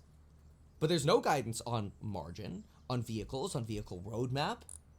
There are ideas, there's speculation. But how is a fund manager supposed to sell a fund with an allocation to Tesla stock when you have all of these, when you basically have the company unselling itself? See, advertising isn't just for the car. It's selling sentiment. It's selling positive emotion. Consider Coca-Cola. It sells a brand. It doesn't tell you, swipe up, link down below, buy Coca-Cola. It sells you a feeling, good feeling, happiness. It's kind of like when I talk about, hey, do you want to become a millionaire? You want to go 0 to millionaire in real estate? I've got a course for that at meetkevin.com. What would it be like if you were financially free? Imagine being financially free and how real estate could get you to that. Right? The point is, that's one way to sell. Emotion. Tesla's not really doing that. In fact, the emotion that Tesla has consistently advertised towards, or I should say branded towards, has been the 25 to 45-year-old guy, but that audience is already convinced. How many moms, think about this, realize that the safest vehicle they could put their child in when they take their kids to school, or dads who take their kids to school, whatever, how many of those parents realize that the safest vehicle that child could be in is a Tesla?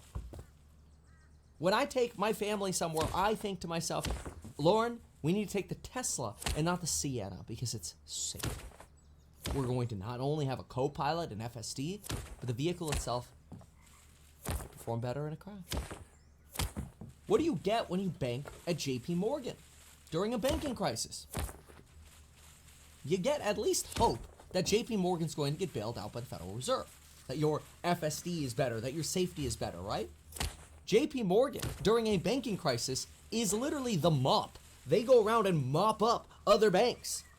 Jay Powell calls JP Morgan, yo, can y'all buy First Republic? And we'll backstop 85% of their assets. So if you lose money, commit to a certain percentage of loss and we'll backstop the rest. Taxpayers are backing it. But the point is, that instills confidence in a JP Morgan, so you don't have a bank run a JP Morgan. So, what do you have at Tesla? A confidence crisis. Everything that I've just described tells you why the stock has been down for the last 3 years. This is a crisis of confidence. Notice that none of the reasons has anything to do with interest rates. Yes, interest rates matter, but you can provide confidence around interest rates. Let's compare instead, though, what we've gotten. Hey, look, it's AI day. We've got a Dojo supercomputer. It's going to be a huge opportunity. So then what do you get? Analysts like folks over at Morgan Stanley. Okay, this bumps the stock $40. There's real there's real potential in Dojo. Maybe it'll be like Amazon that sells merchandise for basically a break even, but wow, all of a sudden they make a ton of money off of AWS. Maybe they'll be an AWS-like competitor. Okay, there's potential here. The smart engineers at Tesla give us hope that the company is going to generate a lot of profit in the future. So what do we get on with Elon Musk on the last earnings call? Yeah, Dojo is a long shot, but it's a long shot worth taking, but it's not very high probability. Those were his words. Well, I can't quantify that. As a fund manager, I can't quantify that. I look and I go, bro, something I thought had hope, you just took away. You did the opposite. You didn't provide hope and guidance. You provided unhope. It's bad. Now I'm kind of like, all right. I mean, I never underwrote Dojo myself, but in terms of actually providing share value, I just underwrite Tesla from an FSD and vehicle point of view and an energy point of view. But other people do. Morgan Stanley's probably like, just gave all this value to Dojo and you just pooped on it. You took all my hope away. How do you sell it? Then now the Morgan Stanley guy looks like a fool because Elon flipped. Let's do another example. Hey, so we're building a factory in Mexico. Okay, hell yeah, all right. Average hourly wage over there is $3.50. Even if we bump the wages 20% over there, our costs of manufacturing in Mexico are still going to be half of our cost of manufacturing in California. It's close to the American border. We've got a free trade agreement with Mexico. We are going to pump margins with the Mexico Giga facility. 2 earnings calls later. Yeah, so we're going to hold off on breaking ground in Mexico because there might be a recession. Tesla has provided us nothing but unhope. That is not a diss on the people who work at Tesla. No, it is not suggesting that it's time to sell Tesla. In fact, I think it's a gift that Tesla stock has been where it is, but this is a gift that has a lot of thorns. And right now, everybody's been holding the thorns. They're like, yeah, it's a nice rose, man, but my hands are bleeding. My financial future by being an investor in Tesla looks less certain than if I had just invested in any other stock. NASDAQ, S&P 500, NVIDIA, it doesn't matter. Pick almost any other stock. Tesla's the worst performing stock in the S&P 500. You could have basically, year to date, you could have basically picked any of the other 499 companies and done better because you have unhope at Tesla. Now, don't get me wrong. There is a point of view of arguing, well, I mean, you know, the real investors can see through all this and they can hold through this. You know, Elon said, don't be on margin, so we're going to hold strong and hold through it. And eventually Tesla, who knows, might be $1,000 stock because it proves itself rather than like talking about how it's going to prove itself. But in the meantime, you lost a lot of people and you probably made it harder on yourself because the harder it is to sell the stock, that is, encourage people to have ownership in the company, the harder it also is for people to pitch the car. See, people pitch the vehicle when their Tesla stock goes up, in my opinion, more than when their Tesla stock is in the toilet. There's nothing but bad news about Tesla. In fact, then they recoil. They do the opposite. Think about that for a moment. You have a Tesla.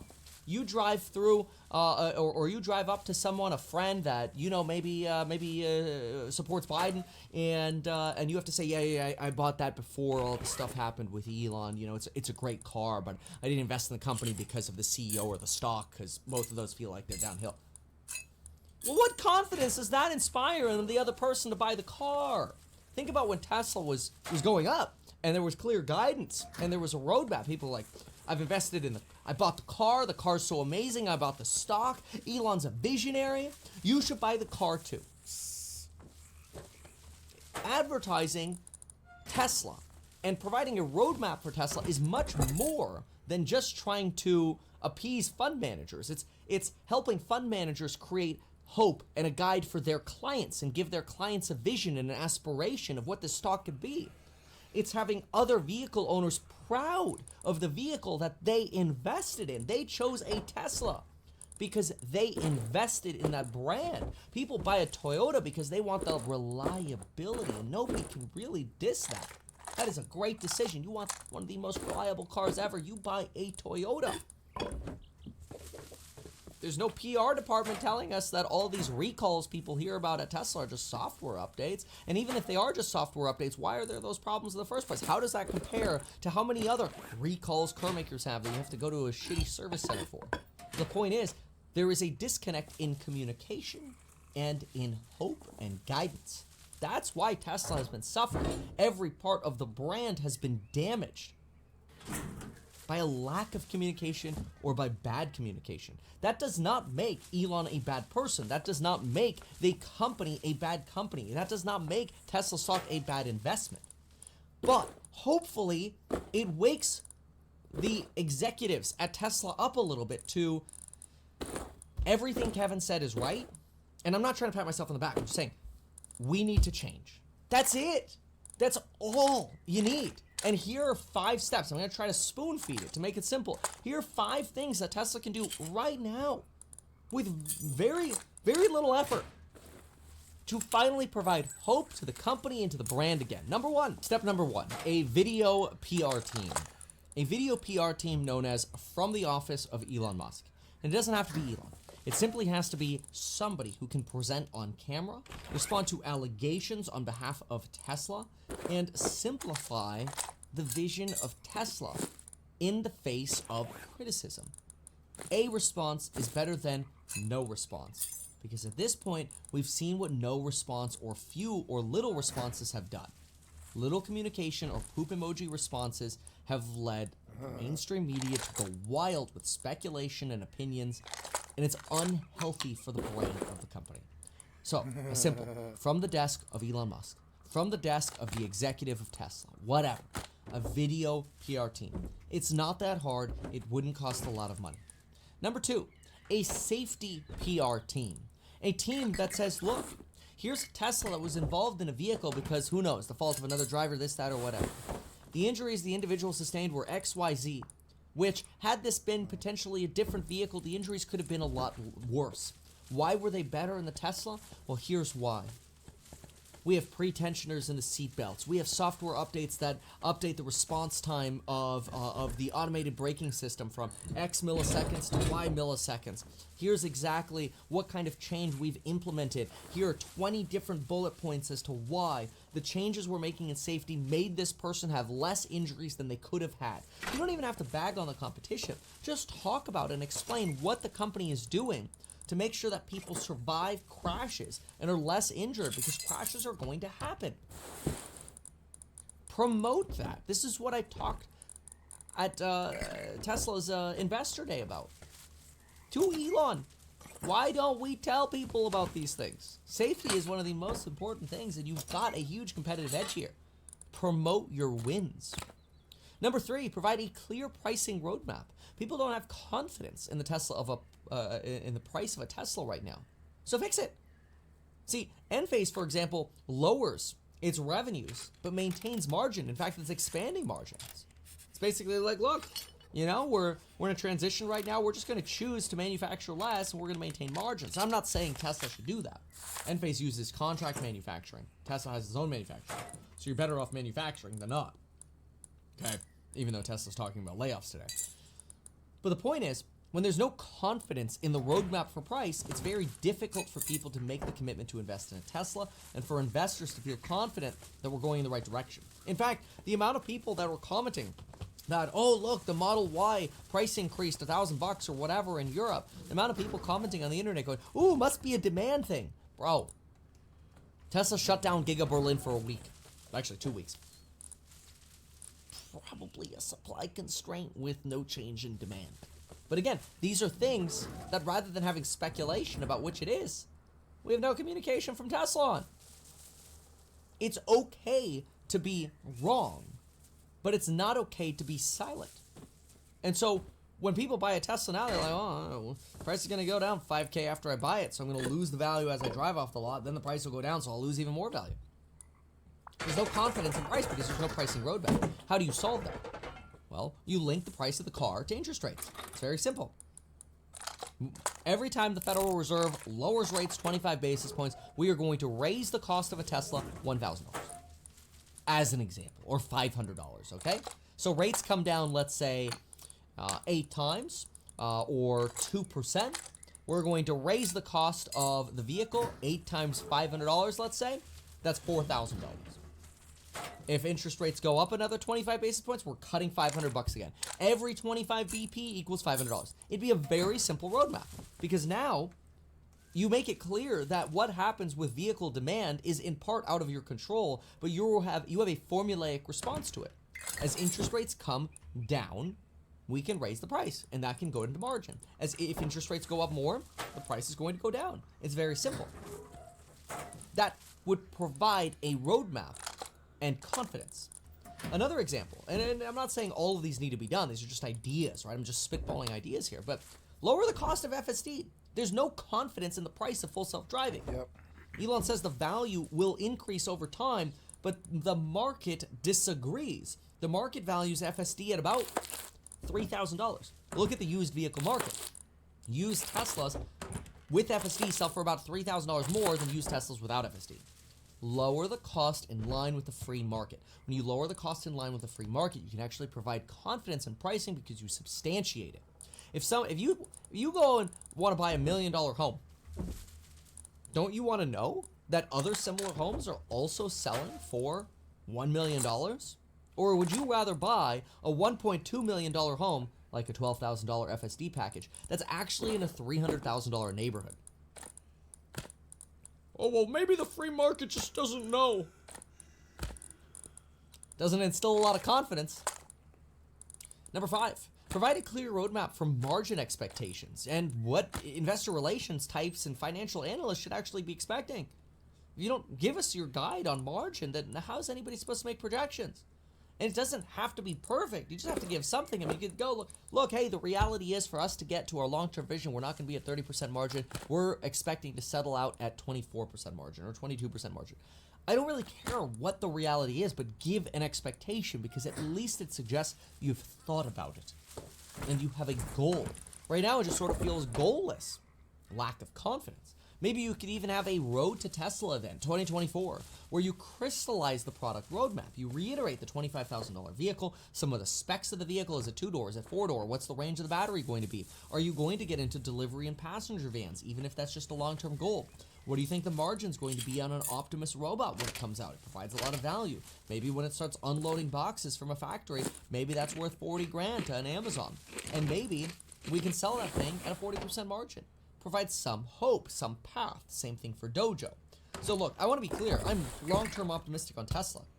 But a lot of the pain at Tesla could be avoided, frankly, with management.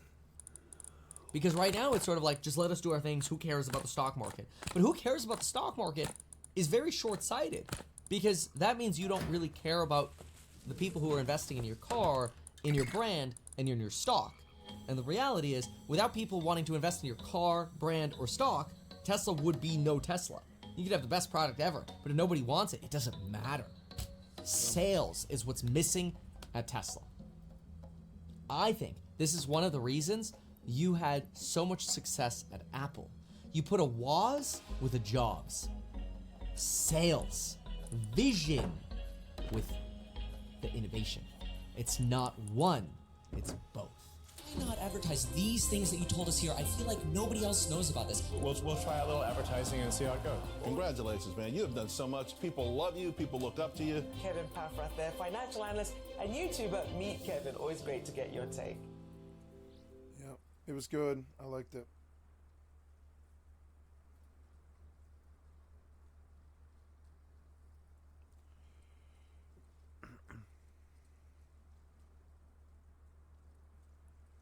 The Senate Judiciary Committee. Let's see. Thank you, Forbes. Breaking news. Here's another fucking congressional insight, or sorry, congressional fucking Judiciary Committee oversight committee for Facebook. And so Mark Zuckerberg went up under fire again this week under the same kind of congressional ingresses that they've been doing. So I'm gonna grab something to drink here, guys. I'll be right back. Sorry, want something to drink.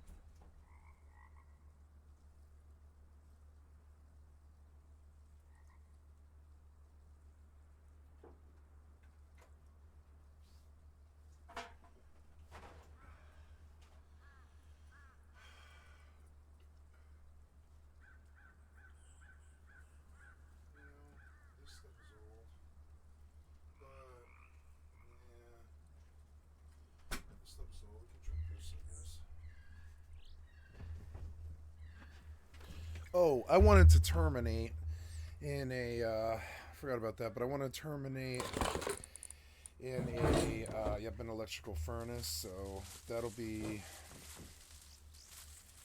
don't know where I'm going to put that, like maybe right here, if it fit right there, maybe, no fit. I can't block the walkway, but we can do that.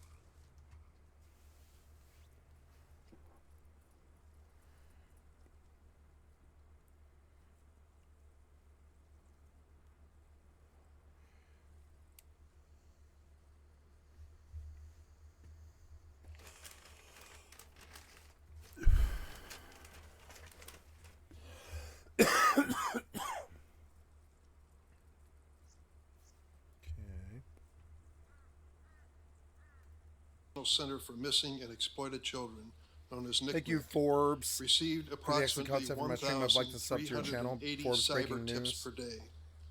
By 2023, just 10 years later, the number of cyber tips has risen to 100,000 reports a day. That's 100,000 daily reports of child sexual abuse material, also known as CSAM. In recent years, we've also seen an explosion in the so-called financial sextortion, in which a predator uses a fake social media account to trick a minor into sending explicit photos or videos, then threatens to release them unless the victim sends money. In 2021, NCMEC received a total of 139 reports of sextortion, 2021. In 2023, through the end of October alone, this number skyrocketed to more than 22,000. More than a dozen children have died by suicide after becoming victims of this crime. This disturbing growth in child sexual exploitation is driven by one thing: changes in technology. In 1996, the world's best-selling cell phone was the Motorola StarTAC. While groundbreaking at the time, the clamshell-style cell phone wasn't much different from a traditional phone. It allowed users to make and receive calls and even receive text messages, but that was about it. Fast forward to today. Smartphones are in the pockets of seemingly every man, woman, and teenager on the planet. Like the StarTAC today, today's smartphones allow users to make and receive calls and text, but they can also take photos and videos, support live streaming, and offer countless apps. With the touch of your finger, that smartphone that can entertain and inform you can become a back alley where the lives of your children are damaged and destroyed. These apps have changed the ways we live, work, and play. But as investigations have detailed, social media and messaging apps have also given predators powerful new tools to sexually exploit children. Your carefully crafted algorithms can be more a powerful force on the lives of our children than even the most best-intentioned parent. Discord has been used to groom, abduct, and abuse children. Meta's Instagram helped connect and promote a network of pedophiles. Snapchat's disappearing messages have been co-opted by criminals who financially extort young victims. TikTok has become a, quote, platform of choice for predators to access, engage, and groom children for abuse. And the prevalence of CSAM on X has grown as the company has gutted its trust and safety workforce. Today, we'll hear from the CEOs of those companies. They are not only the tech companies that have contributed to this crisis, they are responsible for many of the dangers our children face online. Their design choices, their failures to adequately invest in trust and safety, their constant pursuit of engagement and profit over basic safety have all put our kids and grandkids at risk. Coincidentally, several of these companies implemented common sense child safety improvements within the last week, days before their CEOs would have to justify their lack of action before this committee. But the tech industry alone is not to blame for the situation we're in. Those of us in Congress need to look in the mirror. In 1996, the same year the Motorola StarTAC was flying off shelves, and years before social media went mainstream, we passed Section 230 of the Communications Decency Act. This law immunized the then fledgling internet platforms from liability for user-generated content. Interesting, only one other industry in America has an immunity from civil liability. We'll leave that for another day. For the past 30 years, Section 230 has remained largely unchanged, allowing big tech to grow into the most profitable industry in the history of capitalism without fear of liability for unsafe practices. That has to change. Over the past year, this committee has unanimously reported 5 bills that would finally hold tech companies accountable for child sexual exploitation on their platforms. Unanimous. Take a look at the composition and membership of the Senate Judiciary Committee and imagine, if you will, there's anything we could agree on unanimously. These 5 bills were the object of agreement. One of these bills is by Stop CSAM Act.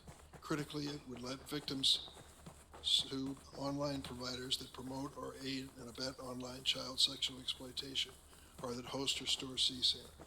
This stand against online child sexual exploitation is bipartisan and absolutely necessary. Let this hearing be a call to action that we need to get kids' online safety legislation to the president's desk. I now turn to the ranking member, Senator Graham. Thank you, Mr. Chairman. The Republicans will answer the call. All of us, every one of us, is ready to work with you and our Democratic colleagues on this committee to prove to the American people while Washington is certainly broken, there's a ray of hope, and it is here. It lies with your children. After years of working on this issue with you and others, I've come to conclude the following. Social media companies, as they are currently designed and operate, are dangerous products. They're destroying lives, threatening democracy itself. These companies must be reined in, or the worst is yet to come. Companies need rain, but they're not destroying the world. Gavin Guffey. They're not helping that much, but they're not hurting the world. Republican representative from they're South Carolina in the Rock Hill area. To all the victims who came and showed us photos of your loved ones, don't quit. It's working. You're making a difference. Through you, we'll get to where we need to go so other people won't have to show a photo of their family. The damage to your family's been done. Hopefully we can take your pain and turn it into something positive so nobody else has to hold up a sign. Gavin's son got online to Instagram and was tricked by a group in Nigeria that put up a young lady posing to be his girlfriend, and as things go at that stage in life, he gave her some photos, compromising sexual photos, and it turned out that she was part of a extortion group in Nigeria. They threatened the young man that if you don't give us money, we're going to expose these photos. He gave them money, but it wasn't enough. They kept threatening, and he killed himself. Really? They threatened Mr. Guffey and a son. These are bastards by any known definition. Mr. Zuckerberg, you and the companies before us, I know you don't mean it to be so, but you have blood on your hands. Oh, come on. Ridiculous. Boo! You have a product Boo! that's killing people. Boo! When we had cigarettes killing people, we did some about it, maybe not enough. You're going to talk about guns, we have the ATF. Nothing here. There's not a damn thing anybody can do about it. You can't be sued. Now, Senator... Yeah, we can't sue them. Blumenthal and Blackburn, who've been like the dynamic duo here, have found emails from your company where they warned you about this stuff, and you decided not to hire 45 people that could do a better job of policing this. So the bottom line is you can't be sued. You should be. Active. And these emails would be great for punitive damages. But the courtroom's closed to every American abused by all the companies in front of me. Of all the people in America we could give blanket liability protection to, this would be the last group I would pick. It is now time to repeal Section 230. This committee is made up of ideologically most different people you could find. We've come together through your leadership, Mr. Chairman, to pass 5 bills to deal with the problem of exploitation of children. I'll talk about them in depth in a little bit. The bottom line is all these bills have met the same fate. They go nowhere. They leave the committee and they die. Approaching Now, Stargate. there's another approach. What do you do with dangerous products? You either allow lawsuits, you have statutory protections to protect consumers, or you have a commission of sorts to regulate the industry in question, to take your license away if you have a license, to fine you. None of that exists here. We live in America in 2024 where there is no regulatory body dealing with the most profitable, biggest companies in the history of the world. They can't be sued, and there's not one law on the book that's meaningful protecting the American consumer. Other than that, we're in a good spot. So here's what I think is going to happen. I think after this hearing today, we're going to put a lot of pressure on our colleagues, leadership of the Republican Democratic Senate, to let these bills get to the floor and vote. And I'm going to go down, starting in a couple of weeks, make unanimous requests, unanimous consent requests to do CSAM, do the Earn It Act, do your bill, do all the bills, and you can be famous, come and object. I'm going to give you a chance to be famous. Now, Elizabeth Warren and Lindsey Graham have almost nothing in common. I promised her I would say that publicly. The only thing worse than me doing a bill with Elizabeth Warren is her doing a bill with me.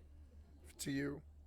We have sort of parked that because Elizabeth and I see an abuse here that needs to be dealt with. Senator Durbin and I have different political philosophies, but I appreciate what you've done on this committee. You've been a great partner. To all of my Democratic colleagues, thank you very, very much. To my Republican colleagues, thank you all very, very much. Save the applause for when we get a result. It's all talk right now. But there'll come a day, if we keep pressing, to get the right answer for the American people. What is that answer? Accountability. Now, these products have an upside. You've enriched our lives in many ways. Mr. Zuckerberg, you created a product I use. The idea, I think, when you first came up with this, be able to talk to your friends and your family and pass on your life, to be able to have a place where you could talk to your friends and family about good things going on in life. And I use it. We all use it. There's an upside to everything here, but the dark side hasn't been dealt with. It's now time to deal with the dark side because people have taken your idea and they've turned it into a nightmare for the American people. They've turned it into a nightmare for the world at large. TikTok. We had a great discussion about how maybe Larry Ellison through Oracle can protect American data from Chinese communist influence. But TikTok, your representative in Israel quit the company because TikTok is being used in a way to basically destroy the Jewish state. This is not just about individuals. I worry that in 2024, our democracy will be attacked again through these platforms by foreign actors. We're exposed, and AI is just starting. So to my colleagues, we're here for a reason. This committee has a history of being tough, but also doing things that need to be done. This committee has risen to the occasion. What did I buy? There's more that we can do. But to the members of this committee, let's insist. insist. I bought bags, like a lot of bags. Yeah, that's right. Let's make sure that in 118th Congress, look at all that, we have votes that would fix this problem. All you can do is cast your vote. At the end of the day, let's go get some gold. Urge the system to require others. I suppose I need to pull my horse out. Mr. Chairman, I will continue to work with you and everybody on this committee to have a day of reckoning on the floor of the United States Senate. Thank you. Thank you, Senator Graham. Today we welcome 5 witnesses whom I'll introduce now. Jason Citron, the CEO of Discord Incorporated. Discord. Mark Zuckerberg, the founder and CEO of Meta. Evan Spiegel, the co-founder and CEO of Snap Incorporated. Approaching Stargate. Shou Chu, the CEO of TikTok. And Linda Yaccarino, the CEO of X Corporation. Oh God! They subpoenaed all the CEOs of all the social media platforms. And Mr. Chu are appearing voluntarily. Yeah, of course they are. Disappointed that our other witnesses did not offer that same degree of cooperation. Yeah, that we had to like compel them. Mr. Citron, Mr. Spiegel, and Ms. Yaccarino are here pursuant to subpoenas. And Mr. Citron only accepted service of his subpoena after U.S. Marshals were sent to Discord's headquarters at taxpayers' expense. Yep. I hope this is not a sign of your commitment or lack of commitment to addressing the serious issue before us. After I swear in the witnesses, each witness will have 5 minutes to make an opening statement. Then senators will ask questions in an opening round, each of 7 minutes. I expect to take a short break at some point during questioning to allow the witnesses to stretch their legs. If anyone is in need of a break at any point, please let my staff know. Before I turn to the witnesses, I'd also like to take a moment to acknowledge that this hearing has gathered a lot of attention, as we expected. We have a large audience, the largest I've seen in this room today. Warping to Stargate. I want to make clear, as with other Judiciary Committee hearings, we ask people to behave appropriately. I know there is high emotion in this room for justifiable reasons. but I ask you to please follow the traditions of the committee. That means no standing, shouting, chanting, or applauding witnesses. Disruptions will not be tolerated. Anyone who does disrupt the hearing will be asked to leave. The witnesses are here today to address a serious topic. We want to hear what they have to say. I thank you for your cooperation.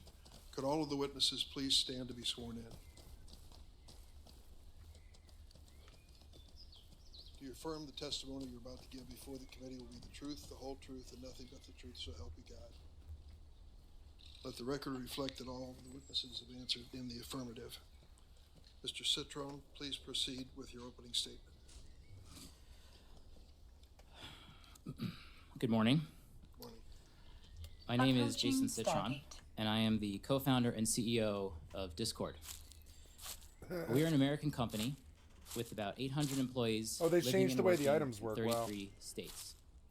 Today, Discord has grown to more than 150 million monthly active users. Discord is a communications platform where friends hang out and talk online about shared interests, from fantasy sports to writing music to video games. I've been playing video games since I was 5 years old, and as a kid, it's how I had fun and found friendship. Many of my fondest memories are of playing video games with friends. We built Discord so that anyone could build friendships playing video games, from Minecraft to Wordle and everything in between. Games have always brought us together, and Discord makes that happen today. Autopilot jumping. Discord is one of the many services that have revolutionized how we communicate with each other in the different moments of our lives. iMessage, Zoom, Gmail, and on and on. What the fuck is that? They enrich our lives, Warping create to communities, accelerate Warp drive commerce, active. healthcare, and education. Just like with all technology and tools, there are people who exploit and abuse our platforms for immoral and illegal purposes. All of us here on the panel today and throughout the tech industry have a solemn and urgent responsibility to ensure that everyone who uses our platforms is protected from these criminals, both online and off. Discord has a special responsibility to do that because a lot of our users are young people. More than 60% of our active users are between the ages of 13 and 24. It's why safety is built into everything we do. It's essential to our mission and our business. And most of all, this is deeply personal. Approaching I'm a dad with Stargate. 2 kids.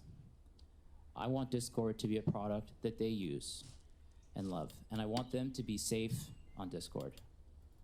I want them to be proud of me for helping to bring this product to the world. That's why I am pleased to be here today to discuss the important topic of the online safety of minors. My written testimony provides a comprehensive overview of our safety programs. Here are a few examples of how we protect and empower young people. First, we've put our money into safety. The tech sector has a reputation of larger companies buying smaller ones to increase user numbers and boost financial results. But the largest acquisition we've ever made at Discord was a company called Centropy. It didn't help us expand our market share or improve our bottom line. In fact, because it uses AI to help us identify, ban, and report criminals Autopilot and bad jumping. behavior, it has actually lowered our user count by getting rid of bad actors. Second, you've heard of end-to-end encryption that blocks anyone, including the platform itself, from seeing users' Moving to communications. It's a feature Warp on drive dozens active. of platforms, but not on Discord. That's a choice we've made. We don't believe we can fulfill our safety obligations if the text messages of teens are fully encrypted, because encryption would block our ability to investigate a serious situation and, when appropriate, report to law enforcement. Third, we have a zero-tolerance policy on child sexual abuse material, or CSAM. We scan images uploaded to Discord to detect Approaching and block the Stargate. sharing of this abhorrent material.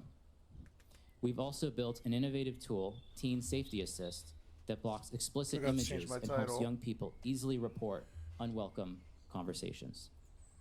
We've also developed a new semantic hashing technology for detecting novel forms of CSAM called CLIP. And we're sharing this technology with other platforms through the Tech Coalition. Finally, we recognize that improving online safety requires all of us to work together. So we partner with nonprofits, law enforcement, and our tech colleagues to stay ahead of the curve in protecting young people online. We want to be the platform that empowers our users to have better online experiences, to build true connections, genuine friendships, and to have fun.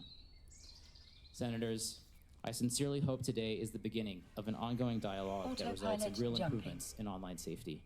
I look forward to your questions and to helping the committee learn more about Discord. Thank you, Mr. Citron. Mr. Zuckerberg. Chairman Durbin, Ranking Member Graham, and members of the committee. Every day, teens and young people do amazing things on our services. They use our apps to create new things, express themselves, explore the world around them, and feel more connected to the people they care about. Overall, teens tell us that this is a positive part of their lives. But some face challenges online, so we work hard to provide parents and teens support and controls to reduce potential harms. Being a parent is one of the hardest jobs in the world.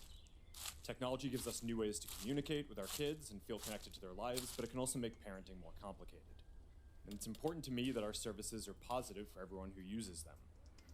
We are on the side of parents everywhere working hard to raise their kids. Over the last 8 years, we've built more than 30 different tools, resources, and features that parents can set time limits for their teens using our apps, see who they're following, or if they report someone for bullying. Approaching Stargate. For teens, we've added nudges that remind them when they've been using Instagram for a while or if it's getting late and they should go to sleep, as well as ways to hide words or people without those people finding out. We put special restrictions on teen accounts on Instagram. By default, accounts for under 16s are set to private, have the most restrictive content settings, and can't be messaged by adults that they don't follow or people they aren't connected to. Yeah. With so I much think of our they've lives been pretty spent on good mobile about devices security, and frankly. social I just media, think there's a lot of bad it's important people to look out into the there. effects on I don't teen see mental how health that's and their well-being. fault. I take this very seriously. The internet is full Mental of health shitty is a people. complex issue, and the existing body of scientific work has not shown a causal link between using social media and young people having worse mental health outcomes. A recent National Academies of Science report evaluated over 300 studies and found that research, quote, did not support the conclusion that social media causes changes in adolescent mental health at the population level. Autopilot jumping. It also suggested that social media can provide significant positive benefits when young people use it to express themselves, explore and connect with others. Still, we're going to continue to monitor the research and use it to inform our roadmap. Keeping young people safe online has been a challenge since the internet began. And as criminals evolve their tactics, we have to evolve our defenses too. We work closely with law enforcement to find bad actors and help bring them to justice. But the difficult reality is that no matter how much we invest or how effective our tools are, there's always more to learn and more improvements to make. But we remain ready to work with members of this committee, industry, and parents to make the internet safer for everyone. I'm proud of the work that our teams do to improve online child safety on our services and across the entire internet.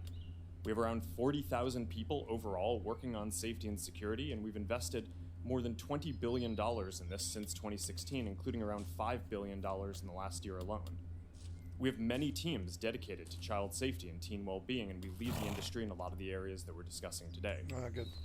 We build technology to tackle the worst online risks and share it to help our whole industry get better, like Project Lantern, which helps companies share data about people who break child safety rules, and we're founding members of Take It Down, a platform which helps young people prevent their nude images from being spread online. We also go beyond legal requirements and use sophisticated technology to proactively discover abusive material. And as a result, we find and report more inappropriate content than anyone else in the industry. As the National Center for Missing and Exploited Children put it this week, Meta goes, quote, above and beyond to make sure that there are no portions of their network where this type of activity occurs, end quote. I hope we can have a substantive discussion today that drives improvements across the industry, including legislation that delivers what parents say they want: a clear system for age verification and control over what apps their kids are using. 3 out of 4 parents want App Store age verification, and 4 out of 5 want parental approval of whatever whenever teens download apps. Warping to Stargate. We support this. Warp drive active. Parents should have the final say on what apps are appropriate for their children and shouldn't have to upload their ID every time. That's what app stores are for. We also support setting industry standards on age-appropriate content and limiting signals for advertising to teens to age and location and not behavior. At the end of the day, we want everyone who uses our services to have safe and positive experiences. Before I wrap up, I want to recognize the families who are here today, who have lost a loved one or lived through some terrible things that no family should have to endure. These issues are important for every parent and every platform. I'm committed to continuing to work in these areas, and I hope we can make progress today. Approaching Stargate. Thank you, Mr. Spiegel.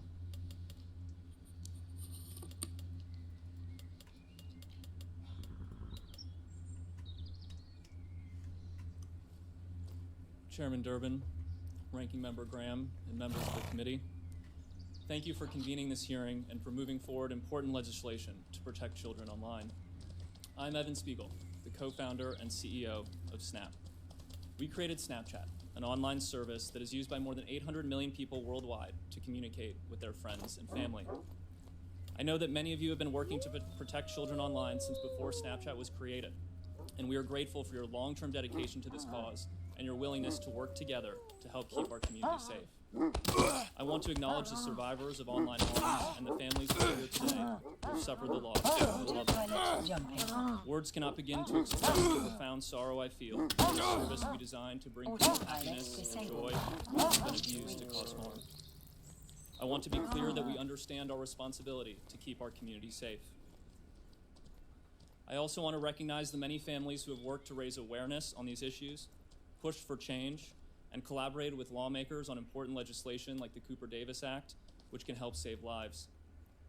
I started building Snapchat with my co-founder Bobby Murphy when I was 20 years old. We designed Snapchat to solve some of the problems that we experienced online when we were teenagers. We didn't have an alternative to social media. That meant pictures shared online were permanent, public, and subject to popularity metrics. It didn't feel very good. We built Snapchat differently because we wanted a new way to communicate with our friends that was fast, fun, and private. A picture is worth 1,000 words, so people communicate with images and videos on Snapchat. We don't have public likes or comments when you share your story with friends. Snapchat is private by default, meaning that people need to opt in to add friends and choose who can contact them. When we built Snapchat, we chose to have the images and videos sent through our service delete by default. Unlike prior generations who've enjoyed the privacy afforded by phone calls, which aren't recorded, our generation has benefited from the ability to share moments through Snapchat that may not be picture perfect, but instead convey emotion without permanence. Even though Snapchat messages are deleted by default, we let everyone know that images and videos can be saved by the recipient.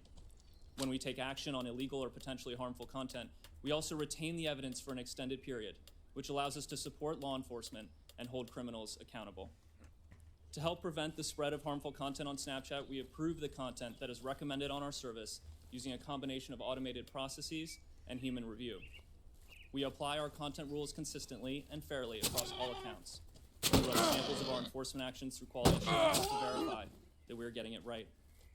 We also proactively scan for known child sexual abuse material, drug-related content, and other types of harmful content, remove that content, deactivate and device block offending accounts, preserve the evidence for law enforcement, and report certain content to the relevant authorities for further action. Last year, we made 690,000 reports to the National Center for Missing and Exploited Children, leading to more than 1,000 arrests. We also removed 2.2 million pieces of drug-related content and blocked 705,000 associated accounts.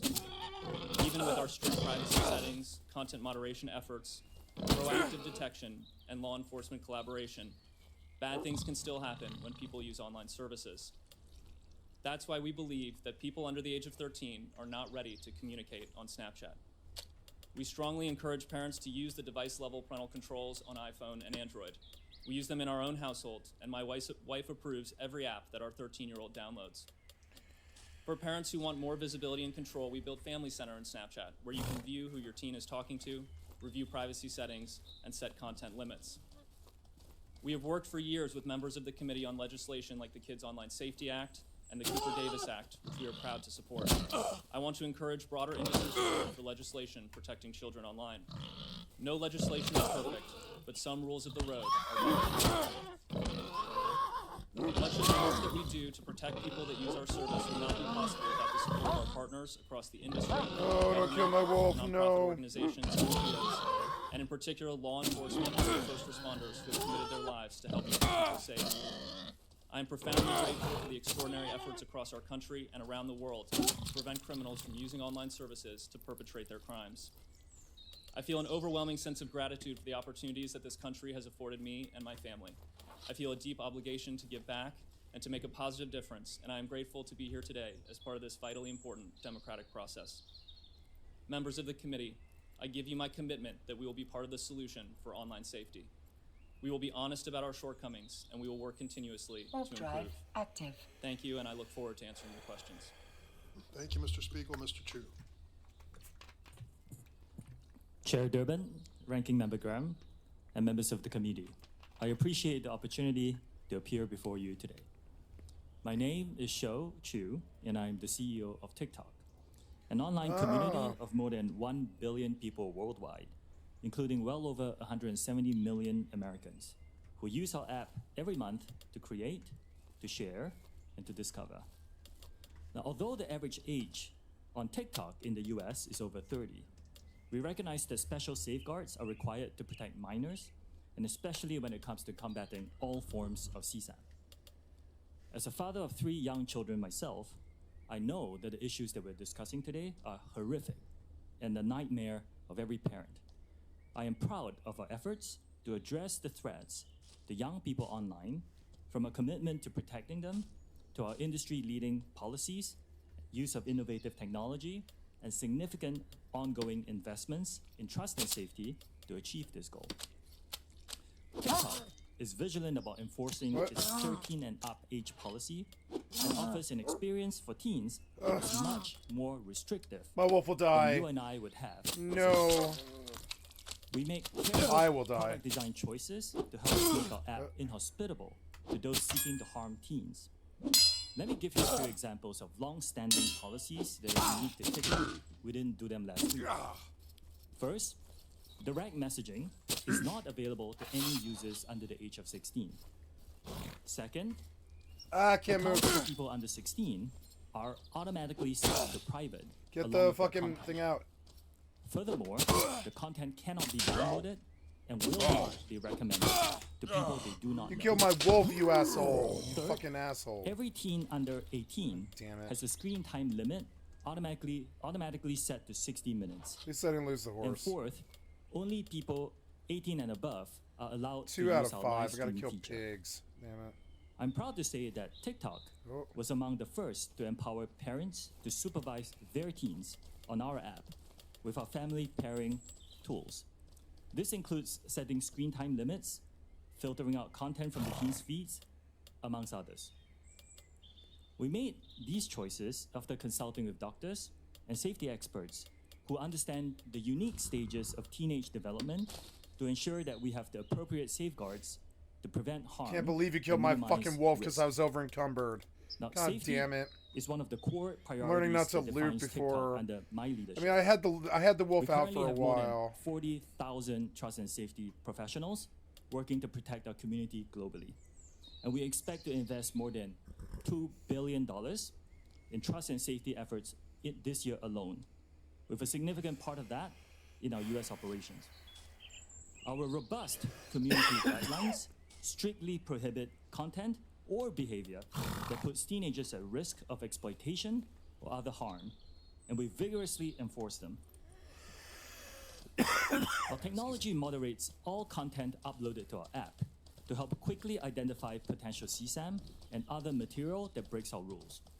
It automatically removes the content or elevates it to our safety professionals for further review. We also moderate direct messages for CSAM and related material, and use third-party tools like PhotoDNA and Take It Down to combat CSAM to prevent content from being uploaded to our platform.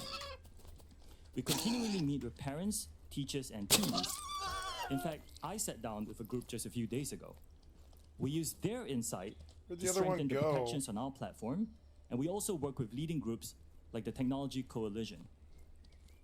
The steps that we're taking to protect teens are a critical part of our larger trust and safety work as we continue our voluntary and unprecedented efforts to build a safe and secure data environment for US users, ensuring that our platform remains free from outside manipulation and implementing safeguards on our content recommendation and moderation tools.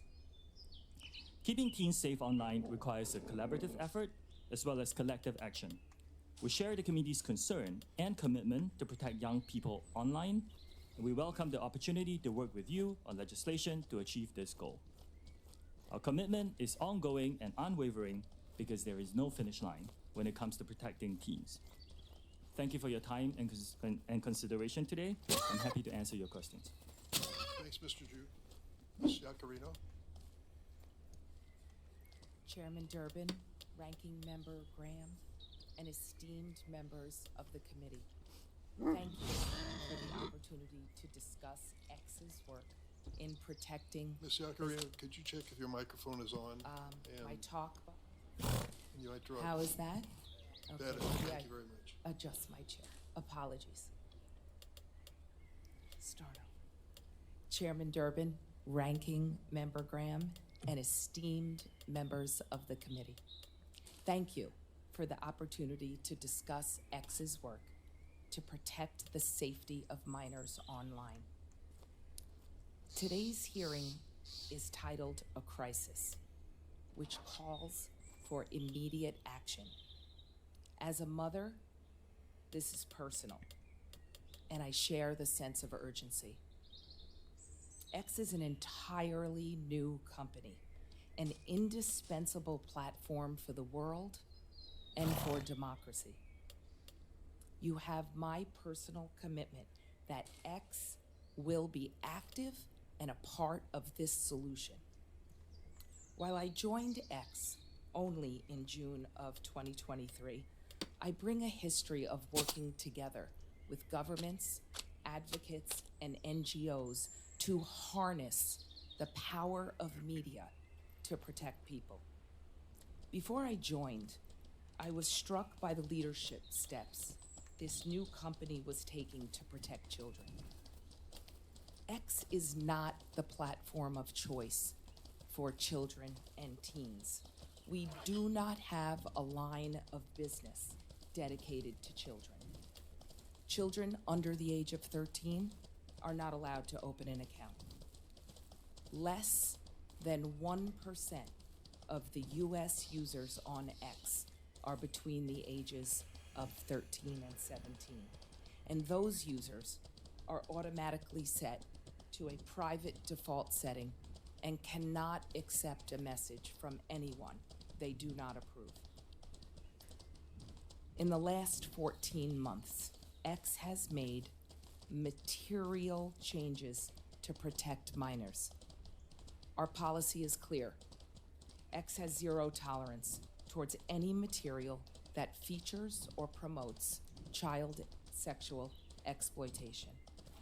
My written testimony details X's extensive policies on content or actions that are prohibited and include grooming, blackmail, and identifying alleged victims of CSE. We've also strengthened our enforcement with more tools and technology to prevent those bad actors from distributing, searching for, and engaging with CSE content. If CSE content is posted on X, we remove it.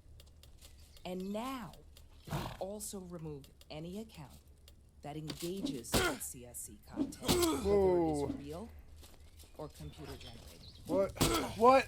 Last year, I didn't even get to fucking hit you. Fucking stupid ass game. Million accounts for violating our CSE policies.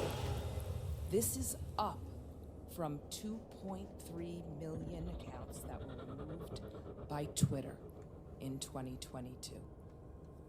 In 2023, 850,000 reports were sent to NCMEC, including the first generated report. This is 8 times more than was reported by Twitter in 2022. We've changed our priorities. We've restructured our trust and safety teams to remain strong and agile. We are building a trust and safety center of excellence in Austin, Texas, to bring more agents in-house to accelerate our impact.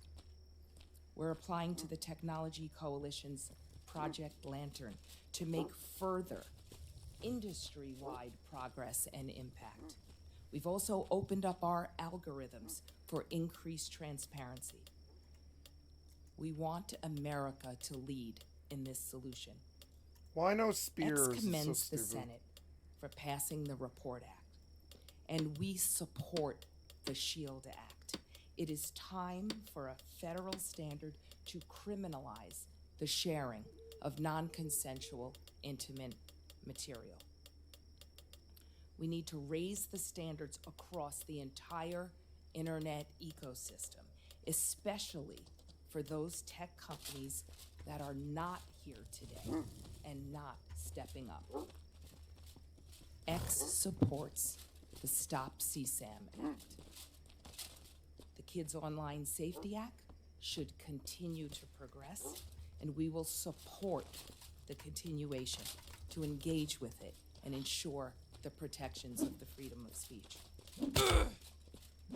There are 2 additional areas that require everyone's attention. First, as the daughter of a police officer, law enforcement must have the critical resources to bring these bad offenders to justice. Second, with artificial intelligence, offenders' tactics will continue to sophisticate and evolve.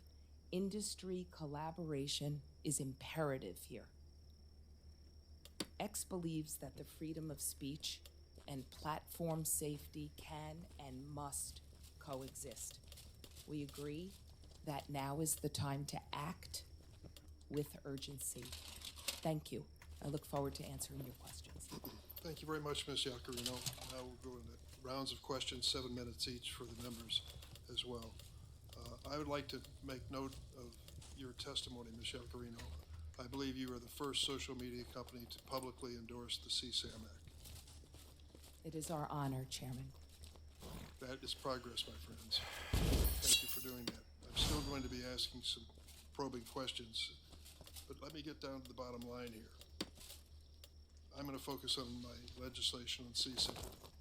What it says is civil liability if you intentionally or knowingly host or store child sexual abuse materials or make child sex abuse materials available. Secondly, intentionally or knowingly promote or aid and abet a violation of child sexual exploitation laws. Is there anyone here who believes you should not be held civilly liable for that type of conduct? Mr. Citron? Good morning, Chair. We very much believe that this content is disgusting and that there are many things about the Stop CSAM bill that I think are very encouraging, and we very much support adding more resources for the cyber tip line and modernizing that along with giving more resources to NECMEC. I'd be very open to having conversations with you and your team to talk through the details of the bill some more. I sure would like to do that, because if you intentionally or knowingly host or store CSAM, I think you ought to at least be civilly liable. I can't imagine anyone who would disagree with that. Yeah, it's disgusting content. It certainly is. That's why we need you supporting this legislation. Mr. Spiegel, I want to tell you, I listened closely to your testimony here, and it's never been a secret that Snapchat is used to send sexually explicit images. In 2013, early in your company's history, you admitted this in an interview. Do you remember that interview? Autopilot engaged. Senator, I don't recall the specific interview. You said that when you were first trying to get people on the app, you would, quote, go up to the people and be like, hey, you should try this application. You can send disappearing photos. And they would say, oh, for sexting? Do you remember that interview?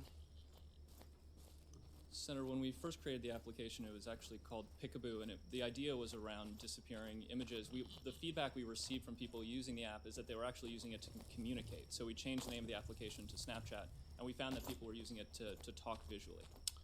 As early as 2017, law enforcement identified Snapchat as the pedophile's go-to sexual exploitation tool. The case of a 12-year-old girl, identified in court only as LW, shows the danger. Over 2.5 years, a predator sexually groomed her, sending her sexually explicit images and videos over Snapchat.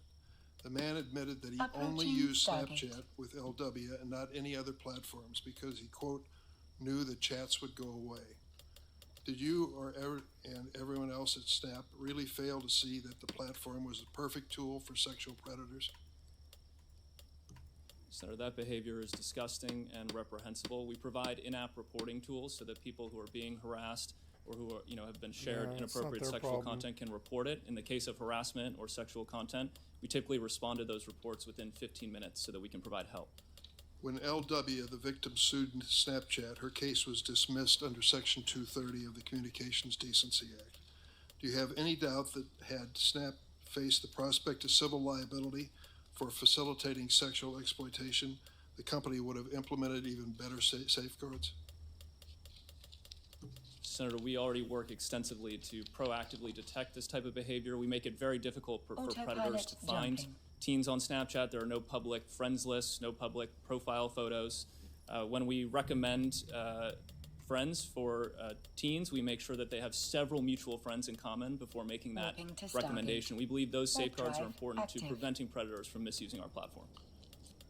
Mr. Citron, according to Discord's website, it takes a, quote, proactive and automated approach to safety only on servers with more than 200 members. Smaller servers rely on server owners and community moderators to define and enforce behavior. So how do you defend an approach to safety that relies on groups of fewer than 200 sexual predators to report themselves for things like grooming, trading a CSAM, or sextortion? Chair, our goal is to get all of that content off of our platform and ideally prevent it from showing up in the first place or from people engaging in these kind of horrific activities. We deploy a wide array of techniques that work across every surface on Discord. I mentioned we recently launched something called Teen Safety Assist, which works everywhere, and it's on by default for teen users. That kind of acts like a buddy that lets them know if they are in a situation or talking with someone that may be inappropriate, so they can report that to us and block that user. Mr. Citron, if that were working, we wouldn't be here today. Senator, Chair, this is an ongoing challenge for all of us. That is why we're here today. But we do have 15% of our company is focused on trust and safety, of which this is one of our top issues. That's more people than we have working on marketing and promoting the company. So we take these issues very seriously, but we know it's an ongoing challenge, and I look forward to working with you and collaborating with our tech peers and the nonprofits to improve our approach. I certainly hope so. Mr. Chu, your autopilot organization and business is one of the more popular ones among children. Can you explain to us what you are doing particularly and whether you have seen any evidence of CSAM in your business? Yes, Senator. We have a strong commitment to invest in trust and safety. And as I said in my opening statement, I intend to invest more than $2 billion in trust and safety this year alone. We have 40,000 safety professionals working on this topic. We have built a specialized child safety team to help us identify specialized issues, horrific issues like material like the ones you have mentioned. If we identify any on our platform and we proactively do detection, we will remove it and we will report them to NCMEC and other authorities. Why is it TikTok allowing children to be exploited into performing commercialized sex acts? Senator, I respectfully disagree with that characterization. Our live streaming product is not for anyone below the age of 18.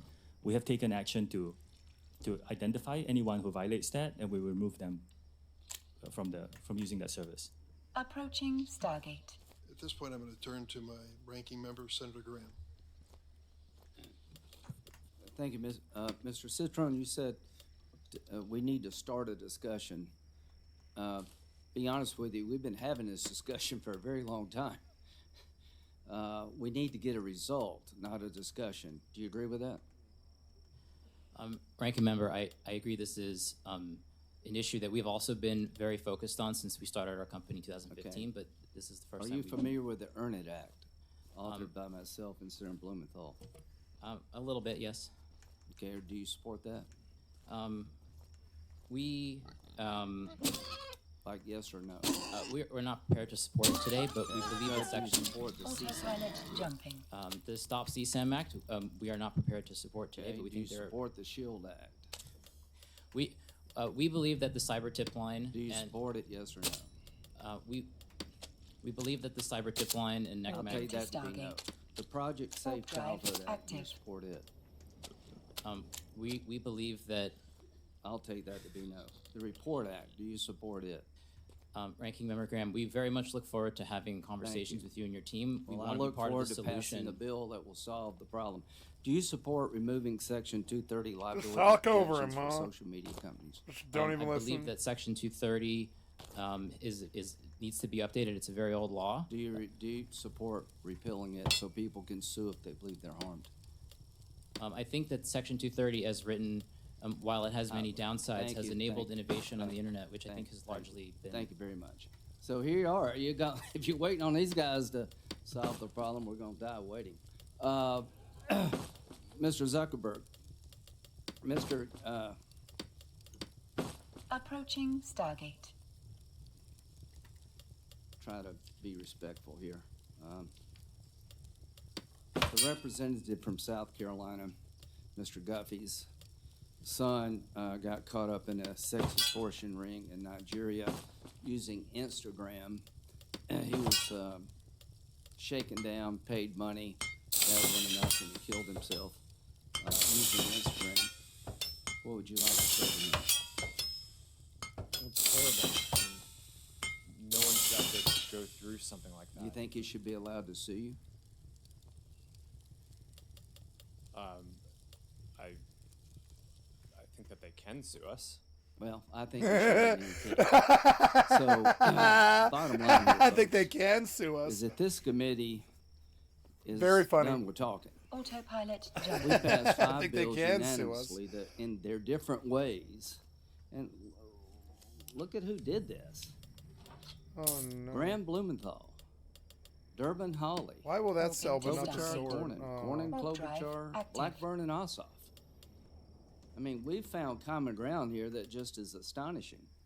And we've had hearing after hearing, Mr. Chairman. And the bottom line is, I've come to conclude, gentlemen, that you're not going to support any of this. Linda, how you say your last name? Yacarino. Do you support the Earn It Act? We strongly support the collaboration to Stargate. raise industry No. practices to Do you support the Earn prevent It Act? CSAM. Do you support the Earn It? In English, do you support the Earn It Act? Yes or no? We don't need No. double speak We look here. forward to No, supporting the and answer's continue no. our conversations. Okay, so I As think you that can is no. see, But you have taken the reason the Earn It Act's important. You can actually lose your liability protections when children are exploited and you didn't use best business practices. See, the Earn It Act means you have to earn liability protection. You're given it no matter what you do. So to the members of this committee, it is now time to make sure that the people who holding up the signs can sue on behalf of their loved ones. Nothing will change until the courtroom door is open to victims of social media. $2 billion, Mr. Autopilot Chu. How jumping. much, what percentage is that of what you made last year? Senator, it's a significant and increasing investment. As a I mean, private like, company, we're not You sharing pay our taxes. financials. I mean, 2% is what percent of your Warping to revenue? Stargate. Warp drive Senator, we're not ready to active. share our financials in public. Well, I just think $2 billion sounds a lot unless you make $100 billion. So the point is, You know, when you tell us you're going to spend $2 billion, great, but how much do you make? You know, What does it's that all mean? about eyeballs. Well, our goal is to get eyeballs on you. And it's just not about children. I mean, the damage being done. Do you realize, Mr. Chu, that your TikTok representative in Israel resigned yesterday? Yes, I am aware. Okay, and he said, I resigned from TikTok. We're living in a time in which our existence as Jews in Israel, and Israel is under attack and in danger. Multiple screenshots taken from TikTok's internal employee chat platform known as LARC show how TikTok's trust and safety Approaching officers Stargate. celebrate the barbaric acts of Hamas and other Iranian-backed terror groups, including the Houthis in Yemen. Senator, I need to make it very clear that pro-Hamas content and hate speech is not allowed on our platform or within our company. Why did he resign? Why did he quit? Senator, we also do not allow any Do you know hateful why he behavior at work. quit? Do you know why he quit? We do not allow this. We will investigate But such my question claims. is, he quit. I'm sure he had a good job. He gave up a good job because thinks your platform is being used to help people who want to destroy the Jewish state. And I'm not saying you want that. Mr. Zuckerberg, I'm not saying you want, as an individual, any of the harms. I am saying that the products you have created with all the upside have a dark side. Mr. Citron, I am tired of talking. I'm tired of having discussions. We all know the answer here. And here's the ultimate answer. Stand behind your product. Go to the American courtroom and defend your practices. Open up the courthouse door. Autopilot Until jumping. you do that, nothing will change. I should Until put these people can be book in my sued head. for the damage they're doing, it is all talk. I'm a Republican who believes in free enterprise. Boo. But I also believe that every American who's been Moving to wronged Stargate. has to have Warp somebody drive to go to complain. There's no commission to go to that can punish you. There's not one law in the book because you oppose everything we do. And you can't be sued. That has to stop, folks. How do you expect the people in the audience to believe that we're going to help their families if we don't have some system or a combination of systems to hold these people accountable? Because for all the upside, the dark side is too great to live with. We do not need to live this way as Americans. Thank you, Senator Graham. Senator Klobuchar is next. She's been quite a leader on the subject for quite a long time on the SHIELD Act and with Senator Cornyn on the revenge porn legislation. Senator Klobuchar. Thank you very much, Chairman Durbin, and thank you, Ranking Member Graham, for those words. I couldn't agree more. For too long, we have been seeing the social media companies turn a blind eye when kids have joined these platforms in record numbers. They have used algorithms that push harmful content because that content got popular. They provided a venue, maybe not knowingly at first, but for dealers to sell deadly drugs like fentanyl. Our own head of our Drug Enforcement Administration has said they basically been captured by the cartels in Mexico and in China. So I strongly support, first of all, the Stop CSAM bill. I agree with Senator Graham that nothing is going to change unless we open up the Autopilot courtroom jumping. doors. I think the time for all of this immunity is done because I think money talks even stronger than we talk up here. 2 of the 5 bills, as noted, are my bills with Senator Cornyn. Warping to Stargate. One has actually passed Warp through the drive Senate, but active. is waiting action in the House. But the other one is the SHIELD Act, and I do support, appreciate those supportive acts of that bill. This is about revenge porn. The FBI director testified before this committee. There's been over 20 suicides of kids attributed to online revenge porn in just the last year. But for those parents out there and those families, this is for them about their own child, but it's also about making sure this doesn't happen to other children. I forgot the know bandages, damn it. because I've talked to these parents. Parents like Bridget Noring from Hastings, Minnesota, Approaching who is out there Stargate. today. Bridget lost her teenage son after he took a fentanyl lace pill that he purchased on the internet. Amy Neville is also here.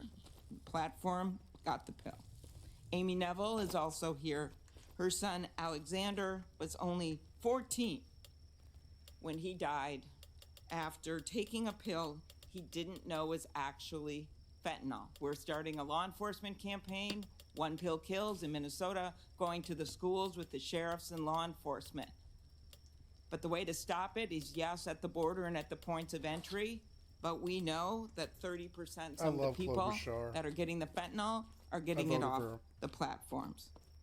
Meanwhile, social media platforms generated $11 billion in revenue in 2022 from advertising directed at children and teenagers, including nearly $2 billion in ad profits derived from users age 12 and under.